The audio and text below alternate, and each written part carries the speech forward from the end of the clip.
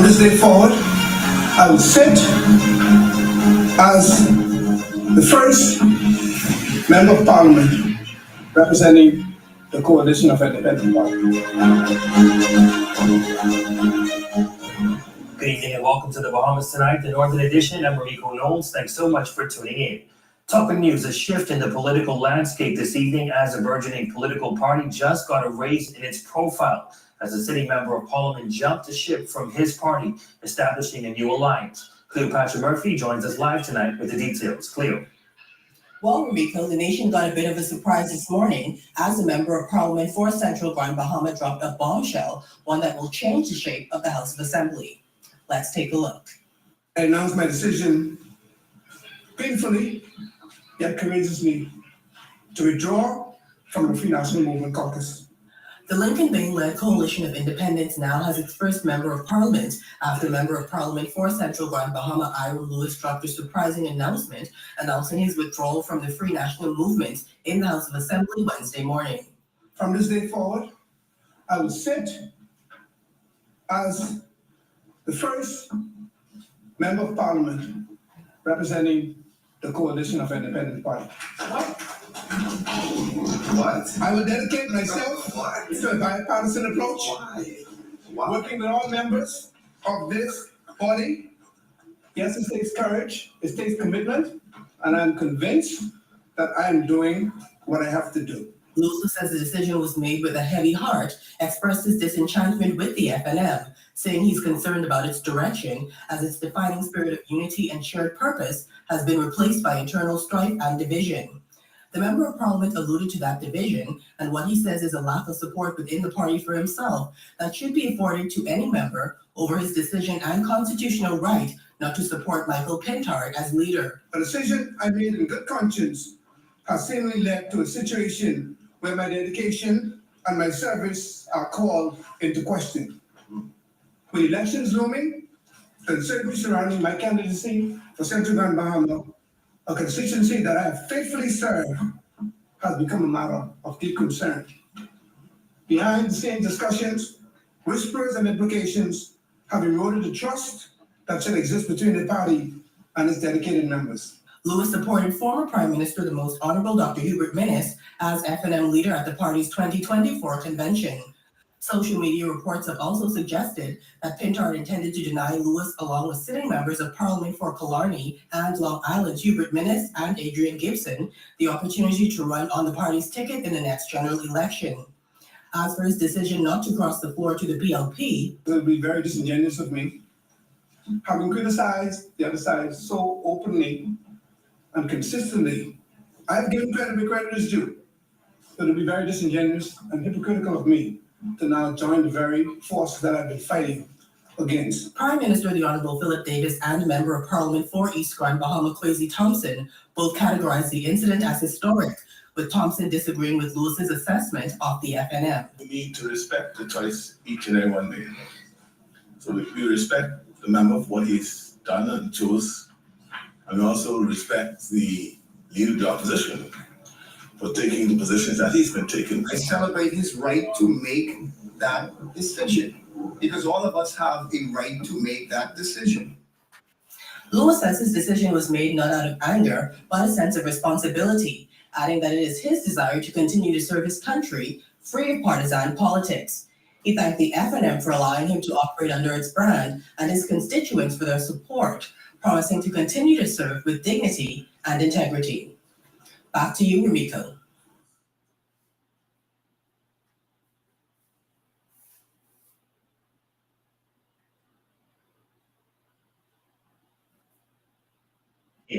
Top.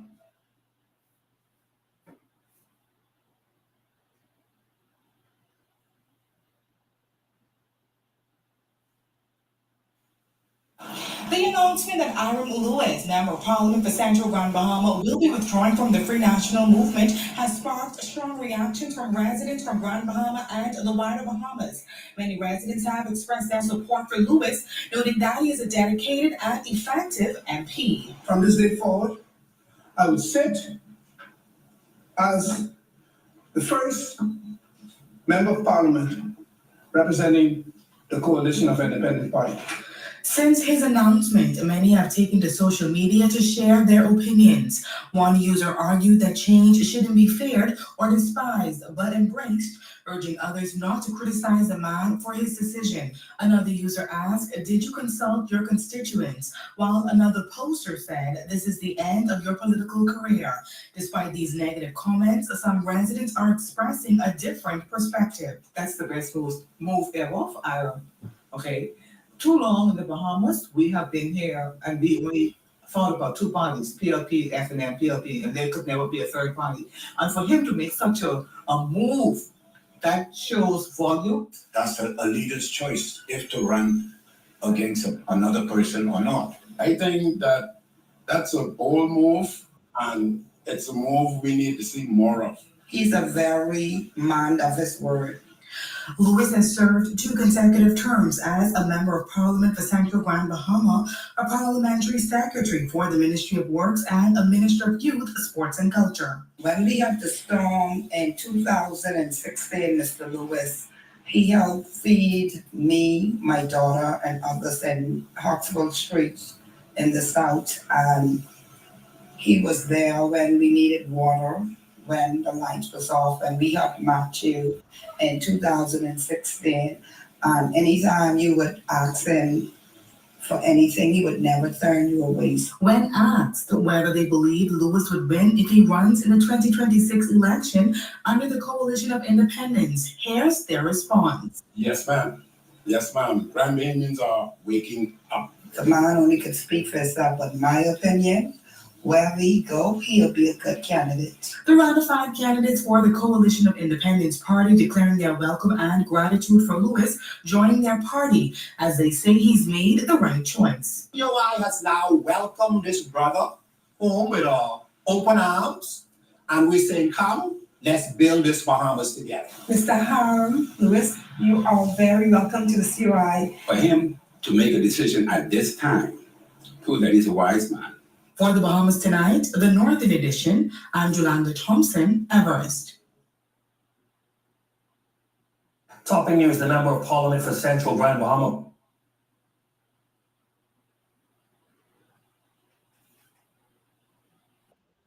That change isn't coming, but is in fact here. Change ain't coming! Change is here! Change ain't coming! Change is here! Seeing is believing, and we want to know what proof is there that change is truly here. Well, first of all, the move that I made today was unusual. That's a major change. You don't normally see that happen, and persons who were a bit of my position know that they need to make a move. For some reason, they're afraid to do it or convinced not to do it. However, today was not only me, I think it was an act of God. Now we'd like to know, how is Coalition of Independence preparing a sustainable future for young Bahamians returning home? They are part of nation building. We rely too much on outside forces to survive, even from down to the food that we eat. We have enough fish, we have enough land to grow our own food or catch our own food. However, we import over 90% of what we consume. That is giving away too much power. We can go in here, we can empower our people, because in our society, if you're not a doctor or a lawyer or health or have a named career, people look down on you. But again, a farmer, a fisherman, contractor, these are people who keep the economy turning. We now have to open the door where Bahamians can now be empowered in their country, feed ourselves, and help to make the Bahamas a fully sovereign nation. How will you ensure succession planning creates opportunities for young Bahamian talent? I do believe that succession planning is extremely important. Having youth armed is extremely important, because you need to be able to properly train the next generation. This generation needs to live. We need to live good. We're not to the point where we compromise our future generations. We should not be making decisions now that our grandchildren and great-grandchildren have to pay for whenever they arrive.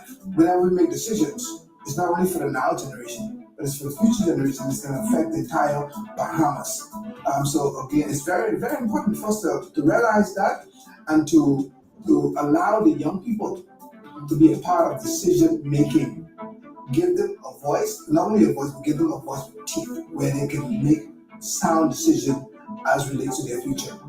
So tell us, are you convinced that change is here and it's not coming? Let us know in the comments. Change ain't coming.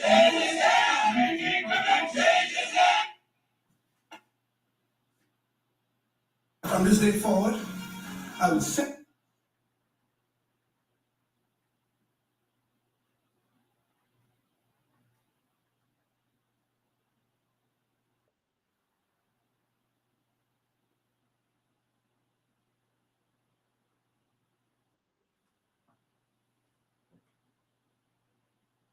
This is 7:30. Top surprise political move that has left.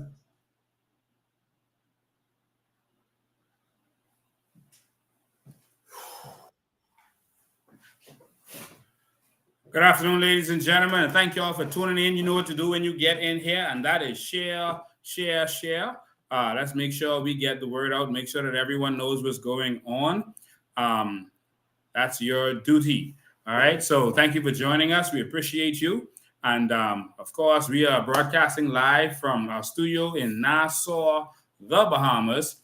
And we need you to do your thing. And that is use your @ highlights, use your at followers, and make sure to get the message out. Tag some people in here, make sure they know what is happening. All right, so I'm going to get right to it, ladies and gentlemen. Of course, we had an amazing week last week. There was a political shift. There was a political earthquake in this country, and now we're going to see something different in the House of Assembly. There are a lot of people who underestimated the movement that we call the Coalition of Independence. There were a lot of people who felt like we would be relegated to the sidelines. There were people who said we would never get a seat in the House of Assembly. And there were people who said that we would never get anywhere.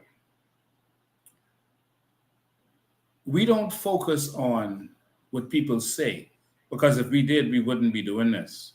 Every day, people have opinions. Every day, people wake up with more stories and lies about us, and other people wonder if it's true, if it's not. We're not even focused on any of that. We are focused on one thing: saving our nation and putting our country first. That is a priority for us.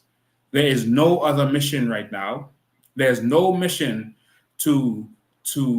for power. There's no mission to make anyone prime minister or a member of parliament.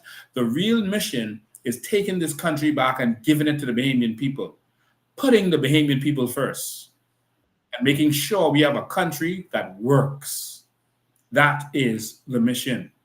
So, ladies and gentlemen, if you are on that mission, then you are in the right place. Ladies and gentlemen, a lot of questions arose after last week and what happened. And in case you don't know, the member of parliament for the Central Grand Bahama constituency joined the Coalition of Independence. The question is, what does that mean? I heard, people were talking, people were asking questions, people were texting and calling, asking questions. What does that mean? Was he supposed to ask permission from his constituents? What was supposed to happen? Are you supposed to have a by-election? There's all manner of questions. I even saw one talk show where someone claims to be a connoisseur of the Constitution. He claims to be an expert in the Constitution, and he was as lost as everyone else. He said that Iram Lewis is now an independent candidate in the House of Assembly, meaning that he's not a part of the COI, he's just independent, and he just has allegiance to the COI. It's shocking how many intelligent people don't know civics. And that's one of the reasons we're going to add civics to our education system, because a lot of people are lost when it comes to these things. And so we're going to have this conversation today. We want you to be a part of it.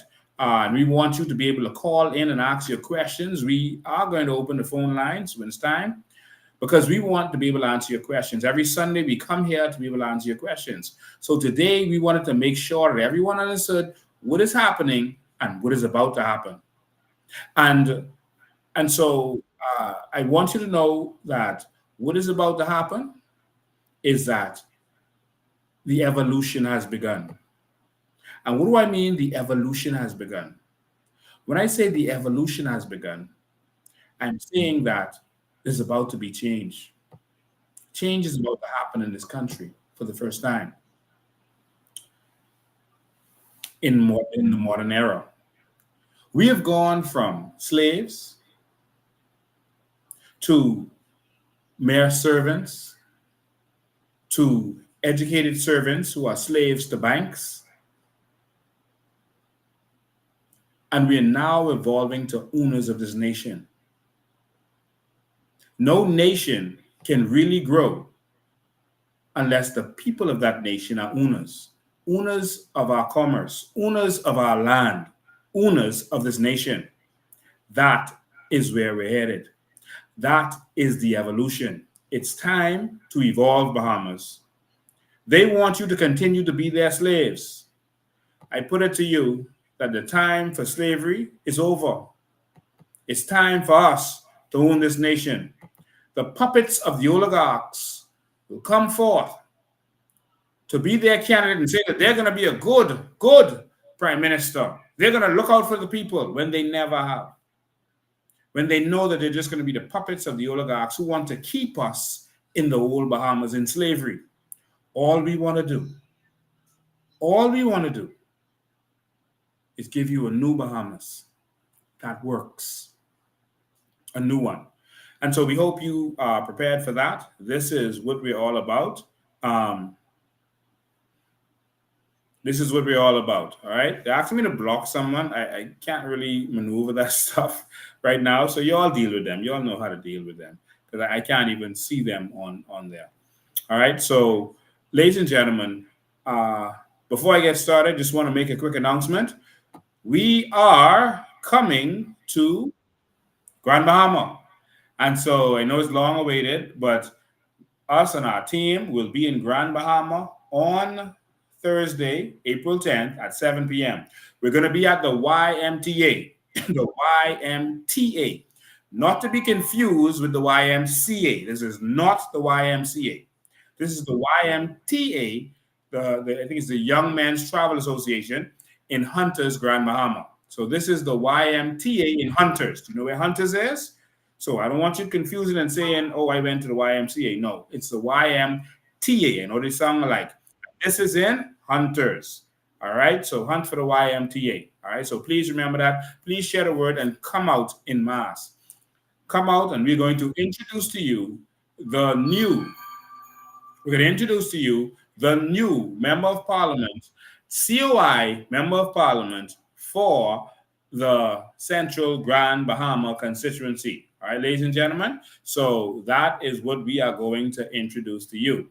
You're going to hear from the leadership of this organization, and we're also going to introduce to you a couple new candidates. All right, right in Grand Bahama, we're going to introduce to you a couple new candidates. Right?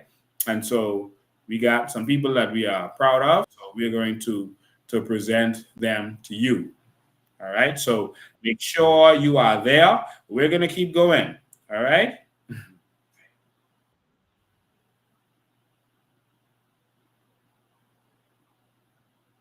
Yeah. All right. So we're going to keep going. So we got some more candidates that are coming soon that you are going to appreciate and love. We're doing the final stages of vetting, but we're going to present a couple to you this week in Grand Bahama, then a couple shortly after that.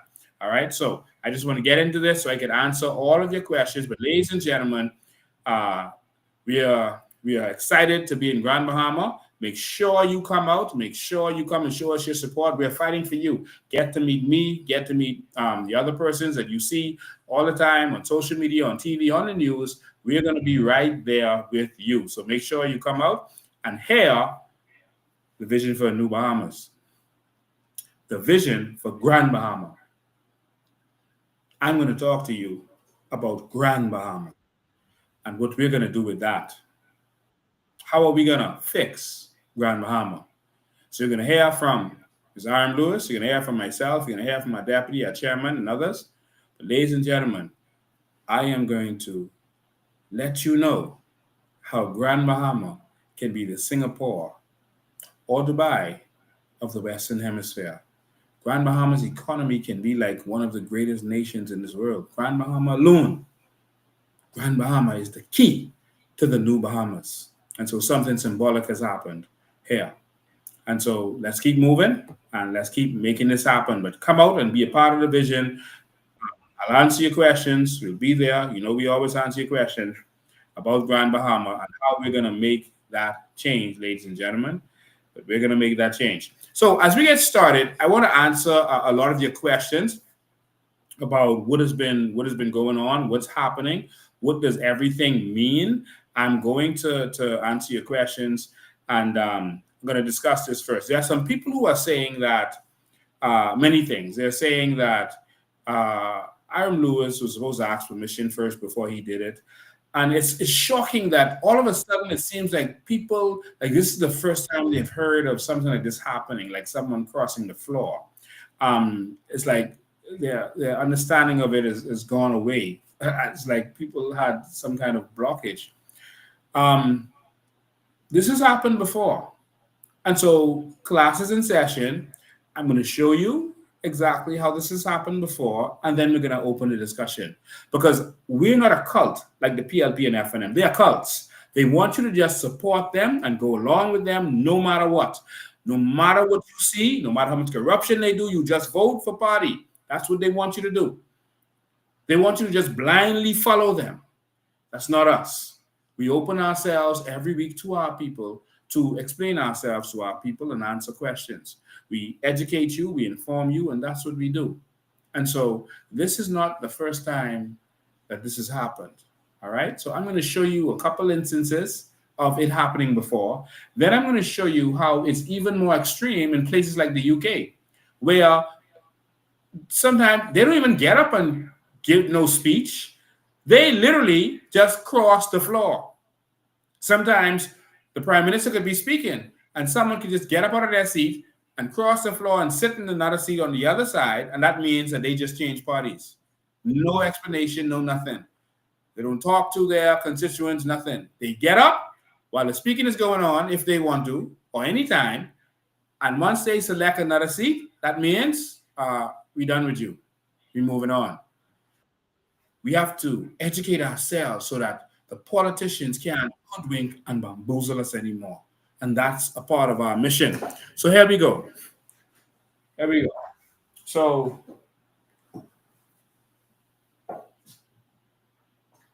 of course, you've seen all the news stories. I'm going to bring you back to some history. Fort Charlotte MP Dr. Andre Rollins first got the House in an uproar after he tried to speak right before the budget debate was about to wrap up. That back and forth with the government, Rollins and the Speaker of the House shut down the House for what was supposed to be 5 minutes, but ended up being almost half an hour and caused the Speaker to be increasingly uncomfortable. But that was just the beginning of the clash on the carpet. Here's C.S. Gadley. If the member was a member of the minority, then I may have some consideration for that. But he's a part of this caucus. Based on what the member for Carolyn from Kingston, South Carolina has just said, that I must be a member of the minority in order to be given the right to speak in here today, I would ask them to release me from the Progressive Liberal Party right now, and I would speak. Release me right now. Release me right now. And with the drama. Do you think that he went and asked his constituents before he said that? I don't think so. Let's continue. Unfolding in Parliament and opposition members criticizing government for the move, Prime Minister the Right Honorable Perry Christie reminded parliamentarians that the step taken was nothing new. On any number of occasions, the members of this House who were in a previous and prior term would have had the motion put by the governing party, and there are at least 3 members on that side who were a party to the motion being put in similar circumstances. Now, Mr. Speaker, that's the first point, that the precedents of this House over generations of House of Assembly have clearly allowed that rule to be invoked. And when the committee was appointed to review I'm gonna cut to the chase.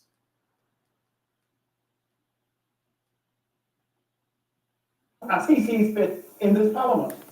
Sia Scatterly, ZNS Network News. Following the uproar in the House of Assembly, House Speaker Dr. Kendall Major still allowed the Fort Charlotte Member of Parliament to speak. Our Jared Higgs tells us that he ended it by parting ways with the PLP. I resign as a member of the Progressive Liberal Party, Mr. Speaker. That's Fort Charlotte MP Dr. Andre Rollins resigning from the Progressive Liberal Party at the close of his budget contribution Wednesday evening. It all started when So I just wanted the Bahamian people to see that this has happened before. Classes in session, as I said, that this is not the first time. And what he did though was he went independent, and then he went to the FNM. All right, I'll give you another instance of this happening. Give you another instance. This is another instance.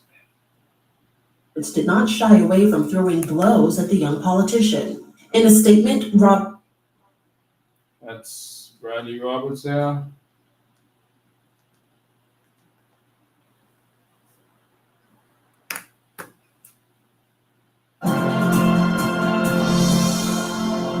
Prime Minister Perry Christie was not present in the House of Assembly when Mons made his contribution, and he said that he has not spoken to the Prime Minister since his resignation. However, PLP Chairman Bradley Roberts did not shy away from throwing blows at the young politician. By the time I come back to this House, Mr. Speaker, you are going to be required to exercise the discretion under Rule 23, Sub 3, regarding the seating of members in this House, because tonight I'm going to resign as a member of the PLP. I cannot continue with this party in the manner in which it's operating on. That resignation will go out during the course of tomorrow to the Speaker, to the leader of our party, to the chairman of the party. I strongly encourage this party to look not at window dressing, but at changes. We clearly have a problem with leadership. We clearly have a problem with leadership, both at executive level and at the party level. I'll follow my conscience on this. So again, that was Greg Moss, who did the same thing recently. That's 9 years ago. And this is another one. I've spoken, Mr. Speaker, to members of my family, constituents, our church leaders, religious leaders, and others. I've also thought and prayed long and hard. And it has become extremely clear to me what I must do. It is time for me to do what I believe is best for me. Mr. Speaker, I've been in conversation with the leader of the opposition, and after careful reflection, I've decided, Mr. Speaker, to join the Progressive Liberal Party. I spoke to the leader of the opposition about joining the PLP and sitting with his parliamentary caucus from now until the general election, offering to be the next representative for the Great Golden Isles constituency as a Progressive Liberal Party member of the parliament. And he assured me, Mr. Speaker, that he would welcome me into the party and into his caucus. Miller was welcomed to the party by the deputy leader of the... So that is another one. That's Vaughn Miller. He crossed I've the law. spoken, Mr. Speaker. I don't know that he got the permission of his constituents. This is another one. Renwood Wells. I'm going to cut the chase. You know, Renwood talks very long, so I'm going to cut to the chase. Let's go to the pertinent part. Time to associate oneself and to disassociate oneself. At this juncture in my life, Mr. Speaker, and in the life of this nation, I choose to formally disassociate the PLP.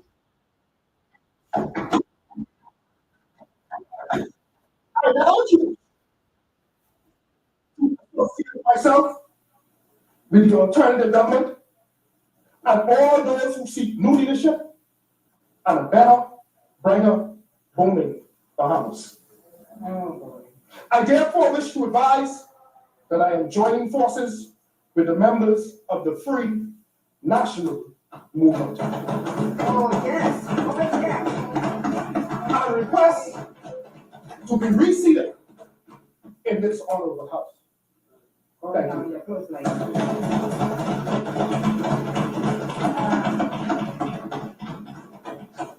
Thank you, Honorable Member. Ordered that the statement be brought up. And so, of course, that is another one. So that's just several of them. We've had other instances over history, Hubert Ingram, Perry Christie, etc. And I say this because some people seem to be confused as to whether, one, you should get permission from your constituents. My question there, Mr. Speaker, to members of my family, because I'm going to show you how this works in England. constituents, our church leaders. I'm going to show you how this works in England. My question there, they said you should have asked your constituents. How do you go to 5,000 people and ask their permission? How do you do that? You don't go and ask 5,000 people. We have a big town hall meeting. That's not how it works.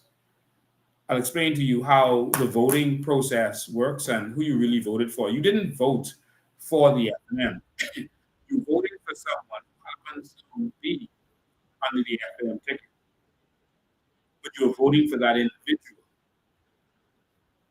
Okay, but I'll get to that in a second. Let me just let you see how it works in England. I'll just sketch you for a couple of days and you'll get to see how this works. They don't like to educate us on this stuff because they don't really want knowing what should happen.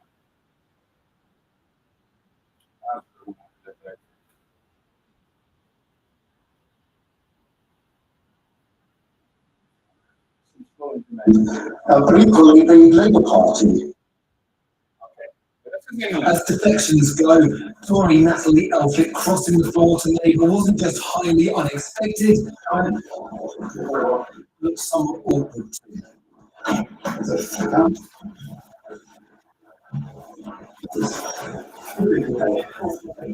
Really fantastic. See crossover, everything you've done on housing, etc. Waters, track record. It's really, really good. The MP for Dover and Deal made the same switch today many voters made last week during the local elections. This was her reasoning.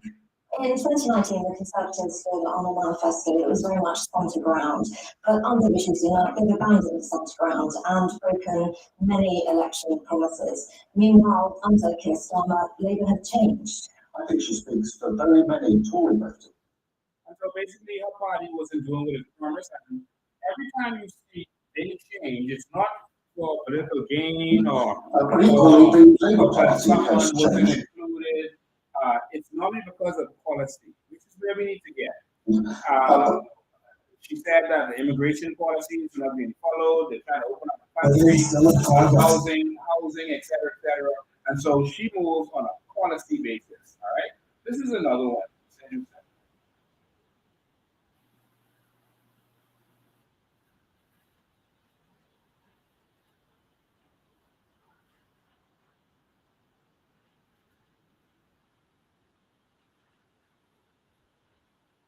So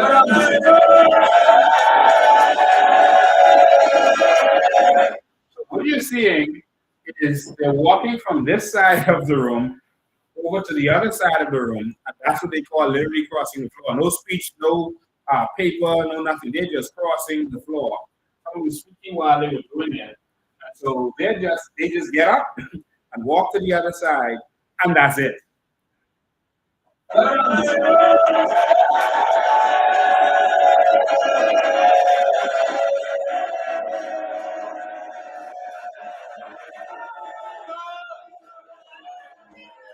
Can I start by warmly welcoming? Can I start? Yeah, listen to brothers. Can I just say, I expect people to listen to the Prime Minister. I certainly don't want the Leader of the Opposition shouting down. You might not like the day, but this is the day that we've got. Yes, sir. Mr. Speaker, I'm not bothered. I assumed it was a... So this is the leader of the opposition trying to speak, and someone from the Prime Minister's side just crossed over to the opposition side, just literally walked and sat behind him, which means he just crossed the floor. And people from the governing party was heckling him, and the speaker shut them up. Directed over here. Can I start by warmly welcoming the honourable member for Bury South and to the Parliamentary Labour Party. And so I'll show you another one. This is not a complicated process. It's literally you. Now speed limit, put a block on any new roads. Okay, go ahead. Now speed limit, put a block on any new roads.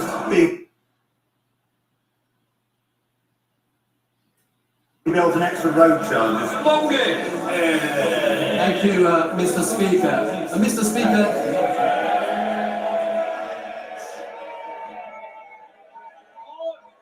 So that's how, and others just getting up, that's Ms. Cameron and others just getting up and walking across the floor and changing party. This is a simple process. It's not, it has nothing to do with the election and what happened before this. The election is determined who will be the person to represent the constituency and to go into the House of Assembly. That's what the election is for. After that, it's a different case. And I'll explain it in a second once I'm finished. So this is them just walking across the floor. That's how simple it is. That's how easily it can be done. Not even, they didn't even have to announce, would we normally announce, I'm now going to join the COI, I'm now going to join the PLP, the FNM. No speech. Literally, it's called crossing the floor. Can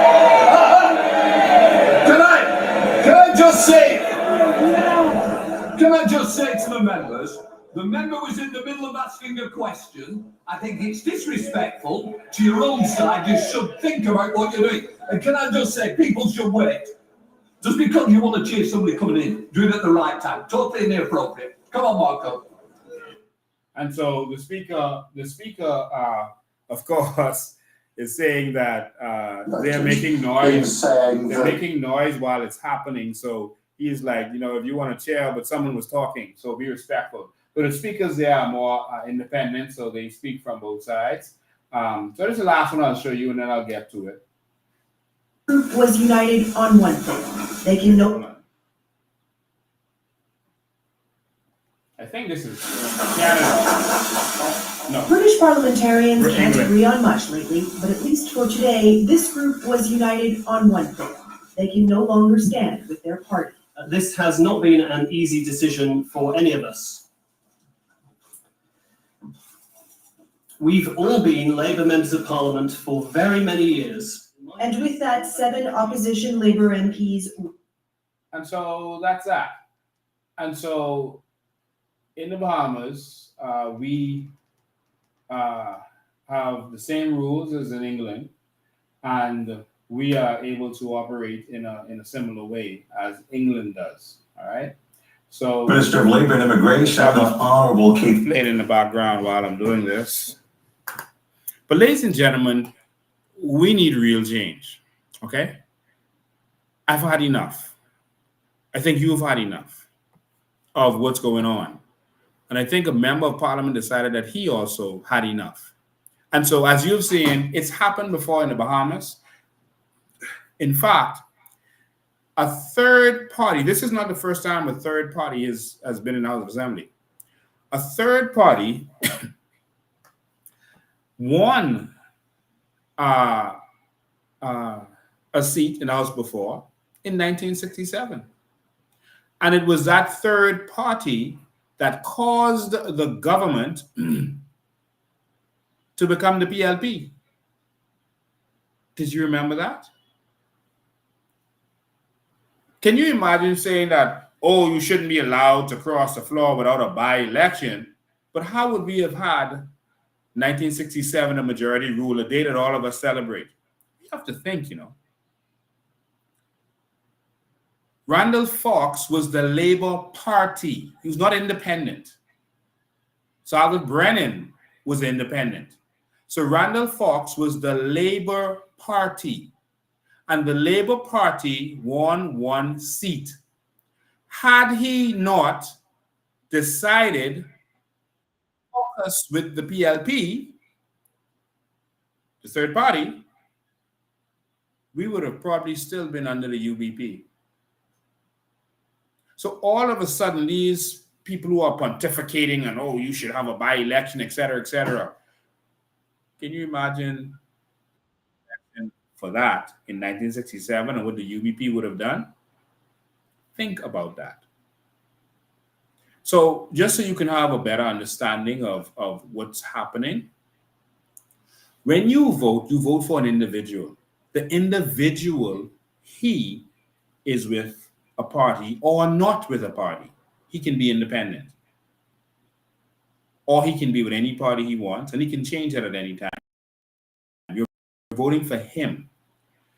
When he wins, that is why when he or she wins, he has to remove all party paraphernalia from the headquarters, because it's not about the party in the constituency.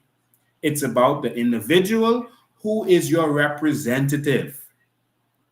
And his name and your constituency name is on the plaque in front of him in the House of Assembly. It's not about the party. So to say that, what about the FNMs who voted for him? What about the PLPs who voted for Iram?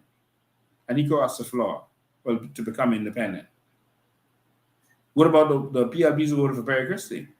What about the Labour Party supporters who wasn't interested in Pinland? That's why they supported the Labour Party.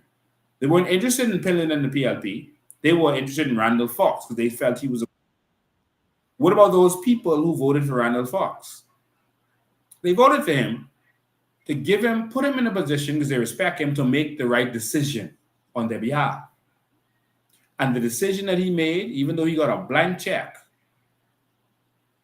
from the other side, UBP, he said, I'm going to make a decision and I'm going to go with the PLP.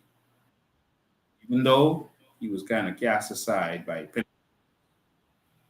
he did the right thing. He put personal aside and he did the right thing. So when you vote for them, they now represent everyone, not just the people who voted for them. They don't represent, Iram Lewis doesn't just represent FNMs. He represents the persons who voted COI. He represents the persons who didn't vote. He represents all of them. He participate in the process of choosing who the representative would be.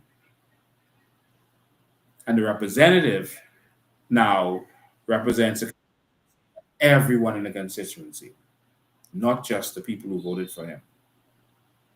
So I hope you understand that.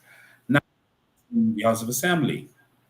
In the House of Assembly, he represents his constituency in the House of Assembly. And so he can choose which party he caucuses with. That means which party he stands with. And that can be any party. It can be a party that is in the House of Assembly or not in the House of Assembly. He can even form a party while he is in the House of Assembly, and that party would now have a position in the House of Assembly. I said it because some people sent me some clips of some people on a talk show with some guy who says he knows and he does know the Constitution well, but he knows the Constitution well, and he's saying that he would now have to be independent in the House. That is absolutely not true. And to buttress that, I won't just give my opinion. I'm going to now let you hear from the man with the experience and the man who would know what he's talking about, who has the actual experience.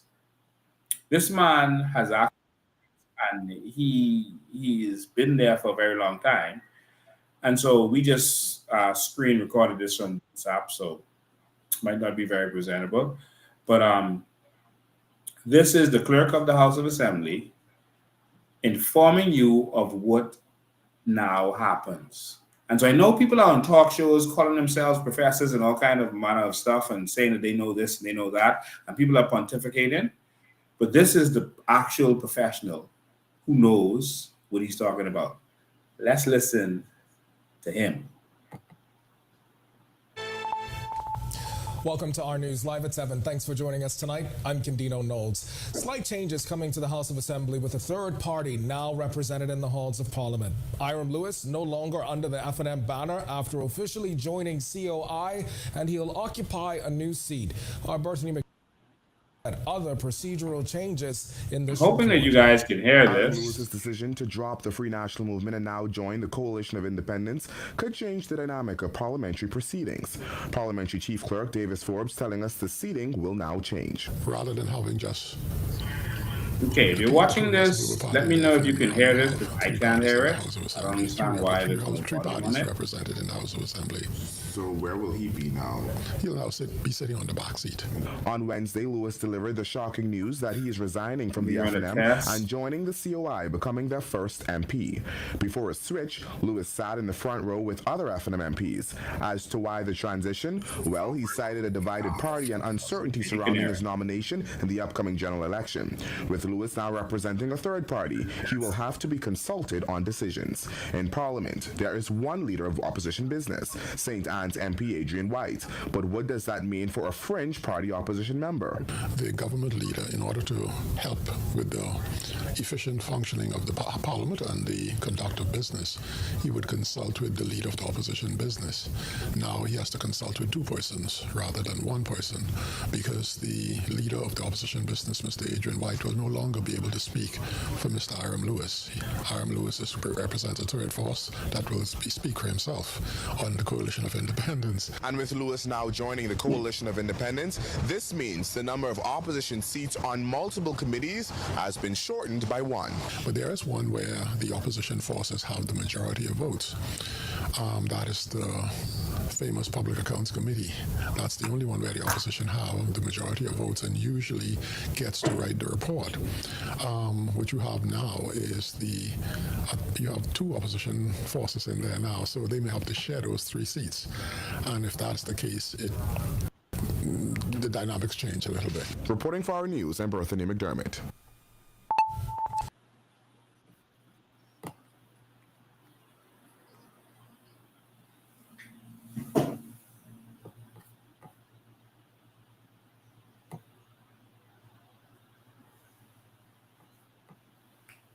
Okay, so I hope everyone heard what was said just now, that there are now 2 opposition parties in the House of Assembly.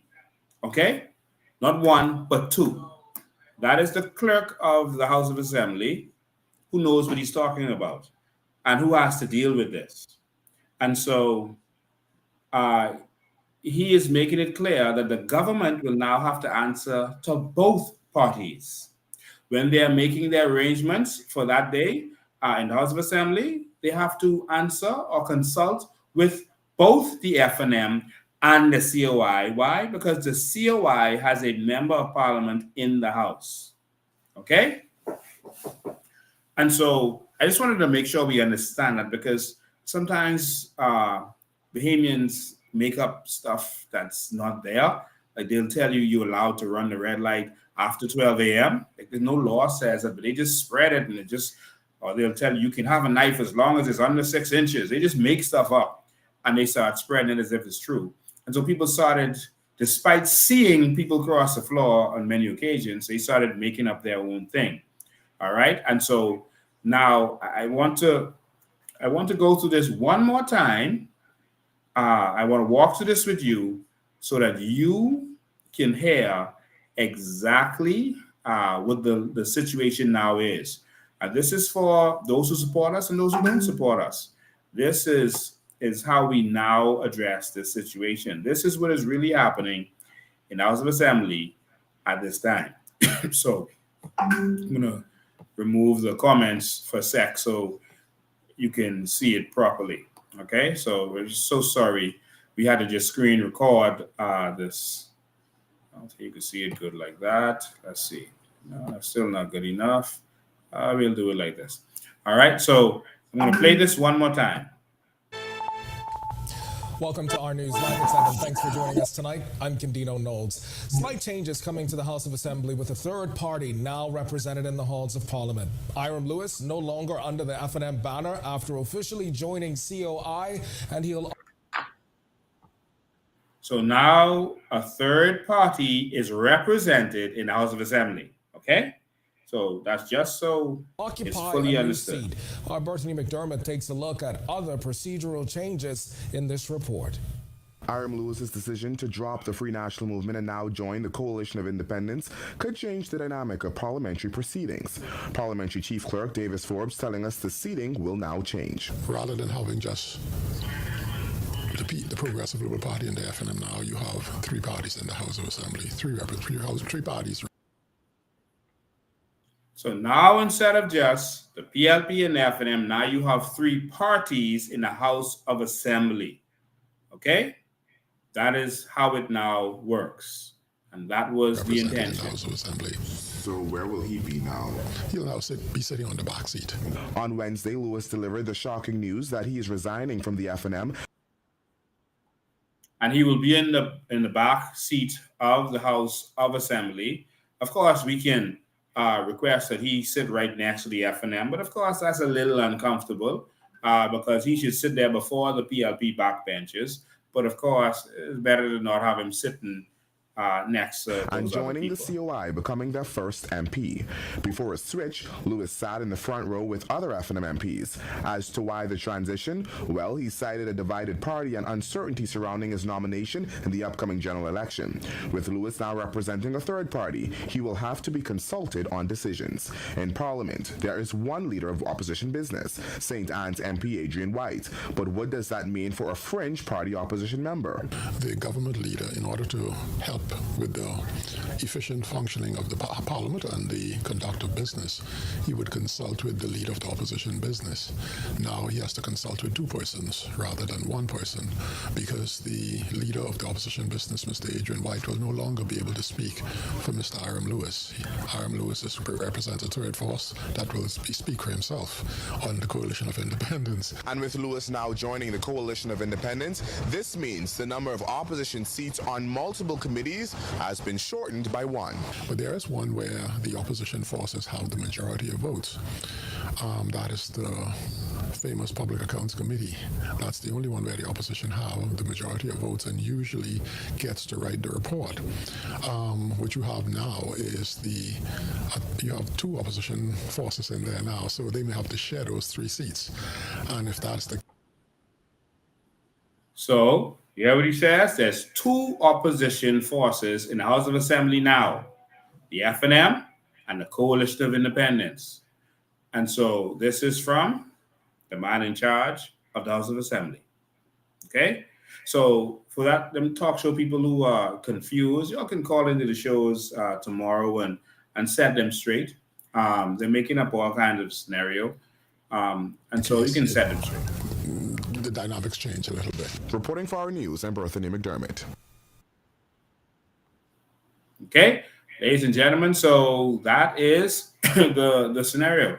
So the COI is now a part of the government. Okay, not the governing party, the executive, not the executive, but a part of the legislature, which is the part of the government. Okay, and the legislature is not just the governing party. It is the governing party and the oppositions, and they are both oppositions. And I will dare to say that one opposition represents the Queen or the King. We represent the people of the Bahamas.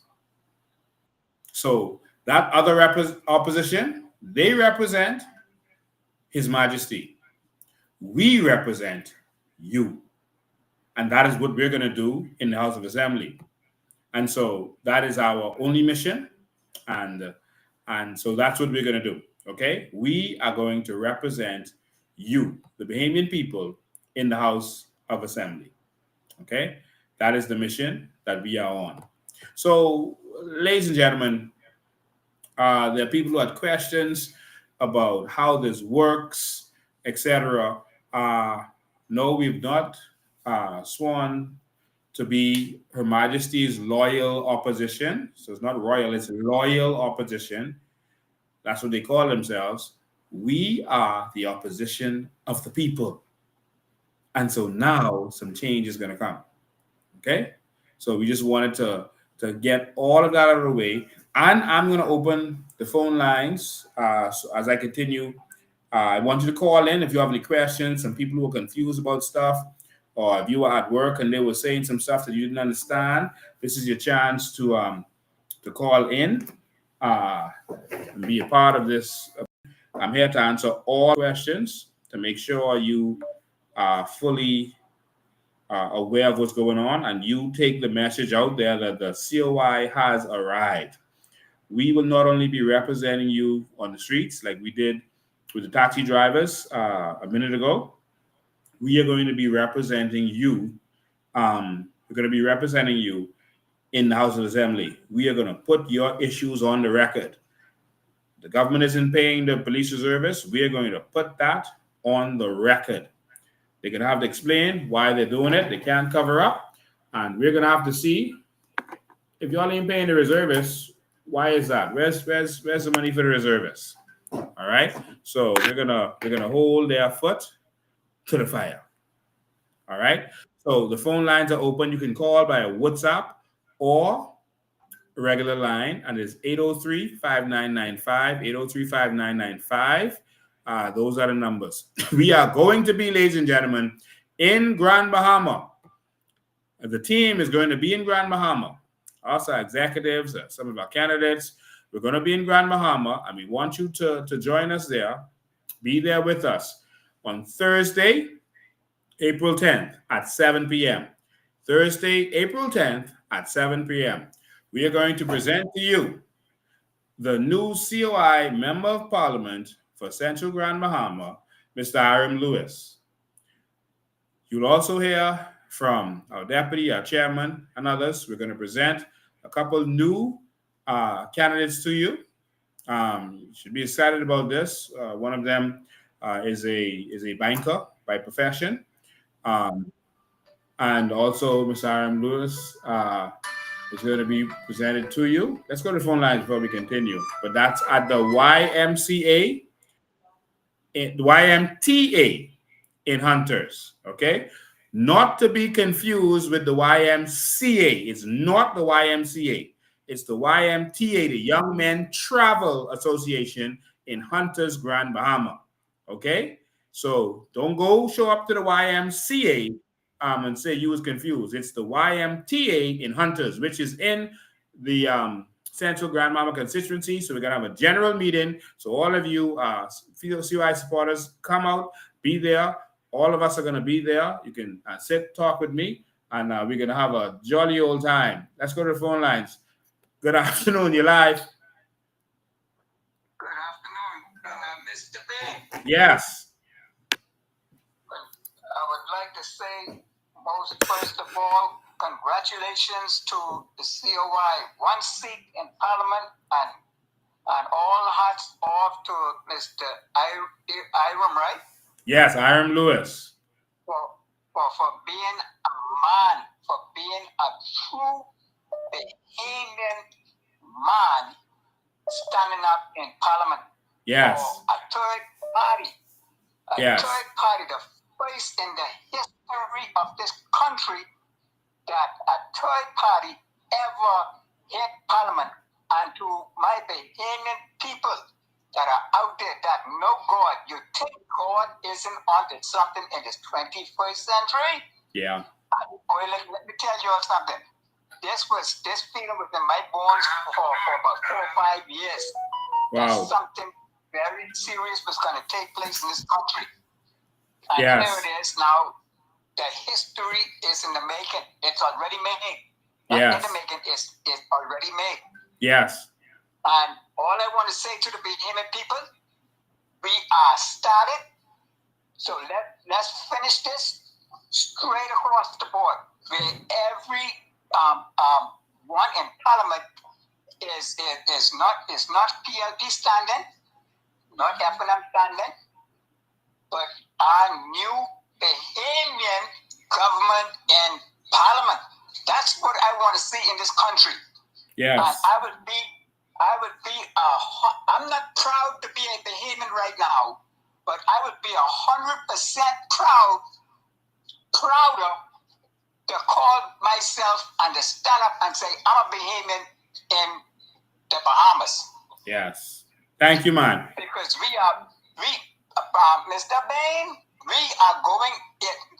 right now we are going down a wrong road to destruction, but we got a man to stand for the Bahamian people in parliament, and one of these days I will be in there too, because I want to get into the see the foolishness that's been going on in there, and I hope my presence in there will frighten them, because I will be staring them straight direct in the eyes. Yes. So we have access to parliament as a third party. Yes. Congratulations again to the COI, and thank you to Mr. Bain for taking my call. Thank you. We're just getting started. All right. Yes, good afternoon. You're live.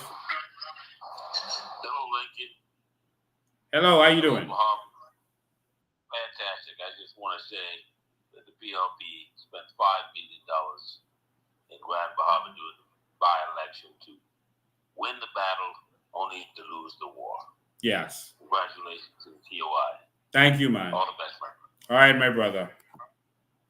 That call is correct. The PLP spent $5.4 million plus they use our taxpayer money for flights and hotels, et cetera, our taxpayer money they used to win an election. They didn't want the COI in the House. They were terrified. But guess what? Now we're in the House. I can guarantee you, had I won that election, I wouldn't be a part of the PAC. They wouldn't put me in there. But guess what? Now we're there. And so sometimes God, well, all the time, God moves in mysterious ways. And so we're going to continue to fight for the Bahamian people and to make sure that that this country is for us, man. I'm tired of seeing what's going on. I'm tired. I'm hearing the government talking about how they're going to finally fix electricity. You're still talking about the Luther people trying to protest. All right, Luther, your candidate's coming soon. All right? And then we're gonna agitate for you. They're coming soon. All right? So we just got to vet a couple of people, and then we'll be good to go. We are going to put a candidate in every single constituency in this nation. But back to the civics of this, ladies and gentlemen, the COI is now part of the parliament and a part of the House of Assembly. Okay? I also wanted to mention and congratulate. I was going to play the video, but I don't have it queued up. I want to congratulate the Delta sorority for Delta Sigma Theta sorority for pulling off an actual debate, the first real debate, because the UB did something that they staged last time. I think Brave was behind that, but because the people who were organizing it, all of them got special jobs. All right, one got sent to Canada, another one got put in front of monuments, etc. And so we believe that Brave was behind that. That was a tool for him. But in any event, the Deltas had a debate that the PLP, FNM, and the COI participating in. And I just want to say that it was something special. It was for women's empowerment, and the ladies did extremely well. I want to congratulate them. They were supportive of each other. They were backstage encouraging each other. The lady from the PLP, I don't remember her name. I think she was Ms. Roll. She did very well, very well spoken. Senator Barnett was also she did very well. And And so I want to congratulate her also dealing with these issues. And also Ms. Charlotte Green also did very well. Ms. Charlotte Green, I think she was a soldier in all of this. She that night she had a massive migraine and she pulled through. She didn't want to let people down and not show up. She was on the ticket and she competed with a massive headache and she continued and pulled through. That's what you call a real champion, a real lioness. She made no excuses. She didn't come on the mic and say, listen, I'm going through. But she pulled through. You could see she was struggling a little bit at some points, but she pulled it through. So thank you for representing as well, Ms. Green. She had to go get medicated and take some time off after that. But those ladies did well. And it was the camaraderie that was very important, the intelligence of the whole thing, and even when they disagreed, they dealt with stuff properly. Now, that takes us to the real debate. We should move past the point where we have leaders who want to come to this country without debating, without letting us know where they are on certain issues, without answering to the people like I do every Sunday at 5. And so I am calling for a debate between the three parties in the House of Assembly. I'm calling for a debate with Michael Pintard, with Philip Brave Davis, and myself, Lincoln Bain. We should come to the people, let them question us, just like those ladies did, and show that we are articulate and knowledgeable about what we're talking about. No one should be allowed to lead this country unless they participate in that debate. And so it's time, ladies and gentlemen, for us to have real debates of our leadership. And I am going to antagonize, even if we have to do so in the House of Assembly, for a debate to happen between the leaders of the three parties represented in the House of Assembly. So, and I'll say this, y'all can give Pintard and Brave the answers beforehand. You don't have to give me the questions beforehand. You don't have to give me nothing. Give it to them. Give them the questions beforehand. Let them prepare. Let them stand in front of the mirror and look and see how they're going to answer. You know, Pintard is an actor, so he's going to memorize some speech for each one of the questions. So let him do that. And don't give me the questions. I'll answer on the fly. And so let's get this done. All right? We have to move this country forward. And so again, I want to congratulate Mr. Iram Lewis. I want to say this. The next thing is, I heard the chairman of the PLP. He has, he addresses people in a very nasty way. But his time is coming to an end. He's an old lion, and so we're not gonna go back and forth with him. But the chairman of the PLP, started to make some JR. And they put out some caricature saying that Iram Lewis didn't show up for his first interview. Actually, he did. Iram Lewis was interviewed first on Jerome Sawyer's show that day. That day, after he came out of the house, interviewed on Jerome Sawyer's show. Both of us were on Jerome Sawyer's show, but they pre-recorded it. He was on Jerome Sawyer's show with me. He was on Shanique Miller's show in the same day. And that night at 8 p.m., he was supposed to do Clint Watson's show. By then, his toothache or whatever situation was too extreme. He couldn't go anymore. He tried, but he said he had to sit that one out. And I held up for him. That's my brother. I held the fort for him. And that's what happened. He was not a no-show. He had 3 shows to do in that one day. I could tell you, doing one show is tedious for those who do shows. To sit down for an hour or 2 hours and talk, that's a lot of work. But he did show up, and so I don't understand this caricature that's going around. He didn't show up to Clint's show, But as Clint said on his show, Iram was live on Janique Miller's show while I was live on Clint's show. And so Iram couldn't do the two of them. All right.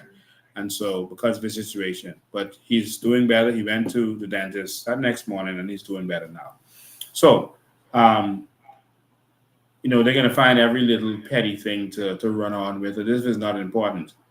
And so while y'all are sending out caricatures, Bahamians are suffering. Fred Mitchell said, I did a personal attack on him. I didn't do a personal attack, Fred Mitchell. I didn't. I didn't talk about your personal business and your personal sexual preference and all these other stuff. Your corrupt party. I did not talk about you personally. I talked about your running of this country along with your party. Y'all don't understand the difference between personal, because y'all think y'all own this country. That's why you called it a personal attack. And I'll say what I said to you again, Fred Mitchell. If you running a monopoly in this country, only you can do that business. Anyone who does it got to get permission from you. An electricity monopoly and you bankrupt, that's an idiot.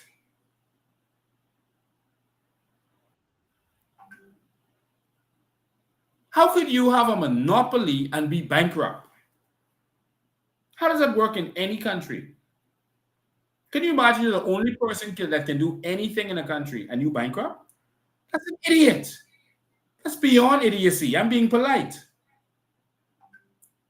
You have to be the dumbest people in the world, in world history, to have a monopoly that is bankrupt. If you are the only person that can sell water in a country, how could you be bankrupt? If you're the only person that can sell potato chips in a country, how could you be bankrupt? If you're the only person that can sell food, how could you be bankrupt? How?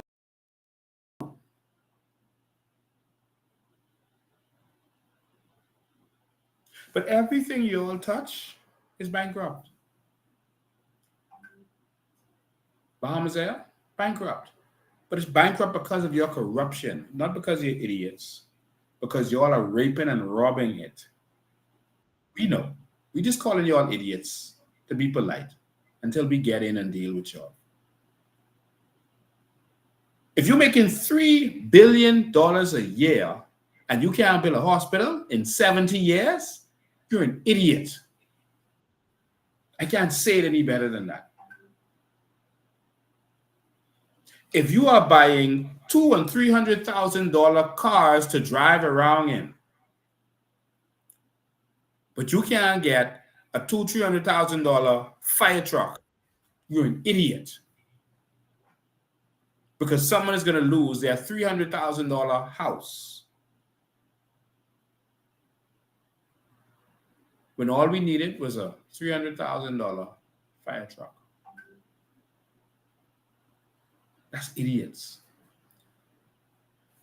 When you spend $183 million to pave the road in West End, you ain't building no road, no. You're just putting tile over the road. That's an idiot. That's like spending $100 on a bamboo shack snack. Someone come to you and say, boy, I just get this snack from Bamboo Shack. I don't want it. You could have it. Give me $100. That's an idiot.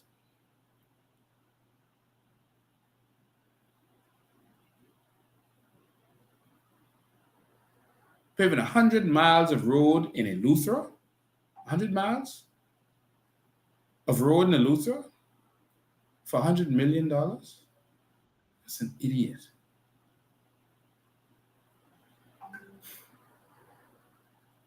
And so that's what I'm saying, Fred Mitchell. Don't take it personal.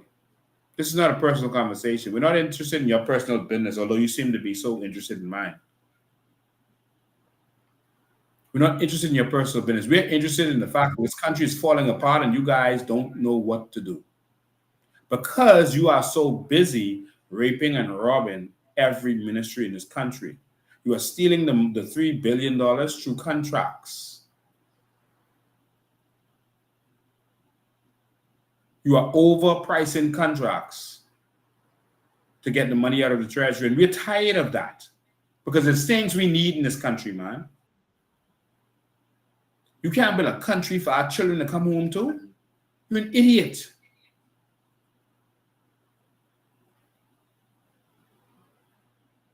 $58 million on travel?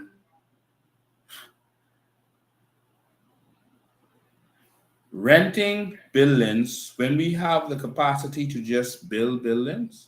$25 million a year to rent a building that you could have built for $2-3 million. If that isn't an idiot, nothing is.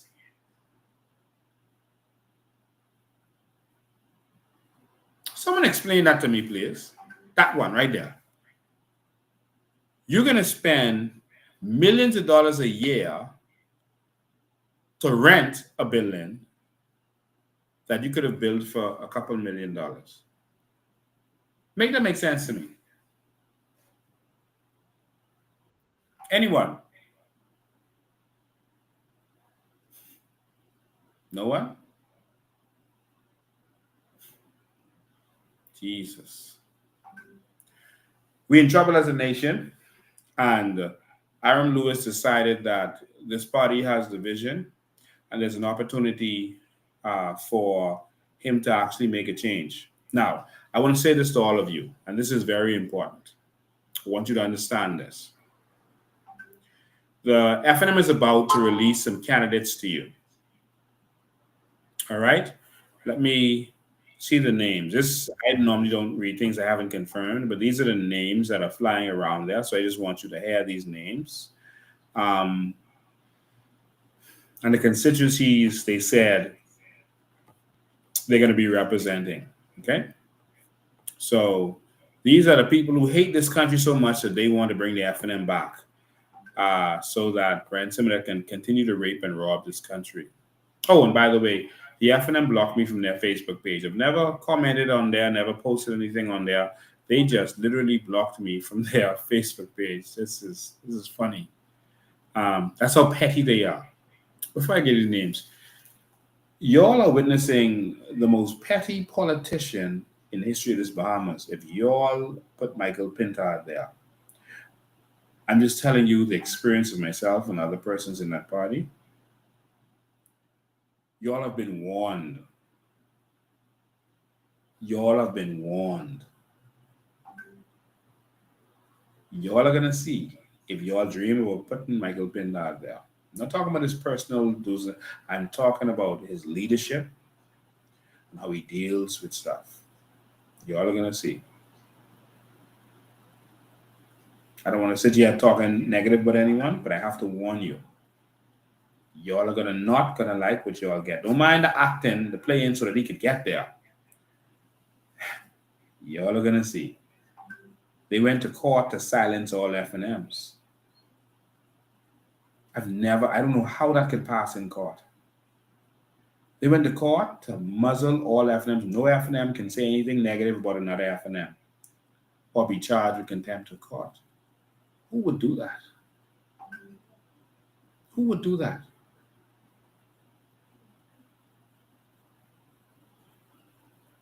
Y'all watch. You were warned. If you put him there, and when he starts to deal with you, don't call me. You were warned. FNMs know what I'm talking about. But anyway, let's go back. All right. So this list is going around. Says Freetown is going to be Geraldine Lewis is going to run in Freetown. I guess Diagla didn't get it, but Geraldine Lewis is what they're saying for Freetown. They're saying marathon is going to be Dr. Jacqueline Penn Knowles. Dr. Jacqueline Penn Knowles. South Beach is saying it's going to be Jamal Moss. Jesus. Jamal Moss and Michael Pintard founded Bahamas News Mobile. All right. I was there when they was having conversations about it. Okay. So Jamal Moss and Michael Pintard started Bahamas News Mobile when Ingram was in opposition. All right. So now they're saying he's going to run in South Beach, but I see him, even though that says that, I see him campaigning in Tall Pines. So I don't know why this says South Beach. Carmichael, they're putting Arinthia Komalafe there. Arinthia Komalafe has run against the PLP and FNM for over decades. She's told us how corrupt and evil the FNM is, and now she's saying vote for them. So if you vote for and trust a person, and this is something that I respect Iram Lewis for, he said, I can't go to the PLP because I've been speaking negatively about them and exposing their corruption for these amount of years. How could I then go to them? I respect that. It's a man. I respect that. Corinthia Komalafe convinced us to trust her and listen to her about the FNM. Now she's running with them. Garden Hills, D'Angelo Ferguson is the name that's going around. Angliston, Heather McDonald is the name that's going around. West Grand Bahama, Daquan Swain. He's a young man who ran independent several times. And he was convincing everyone that the FNM was not the way. The FNM was nonsense. It was garbage. And now he is there trying to run for them. Kalani, Lincoln Deal Jr. is running there. Seabreeze, Maxine Seymour. Pinewood, Denari Roll. I think that's their deputy chairman or vice chairman, something like that. I think he works to water and sewage. So they're sending him to Pinewood. They were juggling who they were going to send there. At one point, they wanted to send Shannon Dawn, etc. But of course, Pintard told Shannon Dawn he has to run in St. Barnabas. Pintard said, I'm running in Marco City. You will run in St. Barnabas. And Dwayne Sands got to run in Elizabeth. All right, go win your seat. I think he's doing that because he wants Shannon Dawn to lose. In any event, North Eleuthera, Philippa Kelly. South and Central Eleuthera, Ricky Mackey. Again. Mount Moriah, Marvin Deems. It's got to be a joke. North Abaco, Darren Henfield. Oh my God, please send them. There's 3 of them last set. Please send Ricky Mackey, Marvin Deems, Darren Henfield. Please send them. Thanks, FNM. Southern Shores, Denley Penn Mackey. Golden Isles, Brian Brown. East Grand Bahama, Crazy Thompson. Marco City, Michael Pintard, Elizabeth Dwayne Sands. That's 19 persons that is swirling around today. Some of them I have confirmed, all of them I have not confirmed. All right. And so they are going to present to you 20 persons coming up shortly. Right? They said by May 1st. None of these persons will have any say in their constituency. You see, some people say, oh, vote for the man, vote for someone who's doing good in their constituency. Then they'll have a little voting thing and say, how great thing and say, how good did this person do in their constituency? How did that person do? It doesn't matter who they put there. They're going to bring these new people and say, oh, we got a bunch of new people and we're the bridge to the future, etc. These people are going to only be able to do what they're told. They will have no say in what happens in this country. They'll have to sit there, shut up, and let the beneficiaries of the FNM rape this country. They will have to sit there and watch as they gang rape this nation. They will be able to do nothing. Don't be impressed with anything, with their CV, with their resume, with what they say they can do or can't do. Don't be impressed because they will not be able to do anything. but sit down and do as they're told.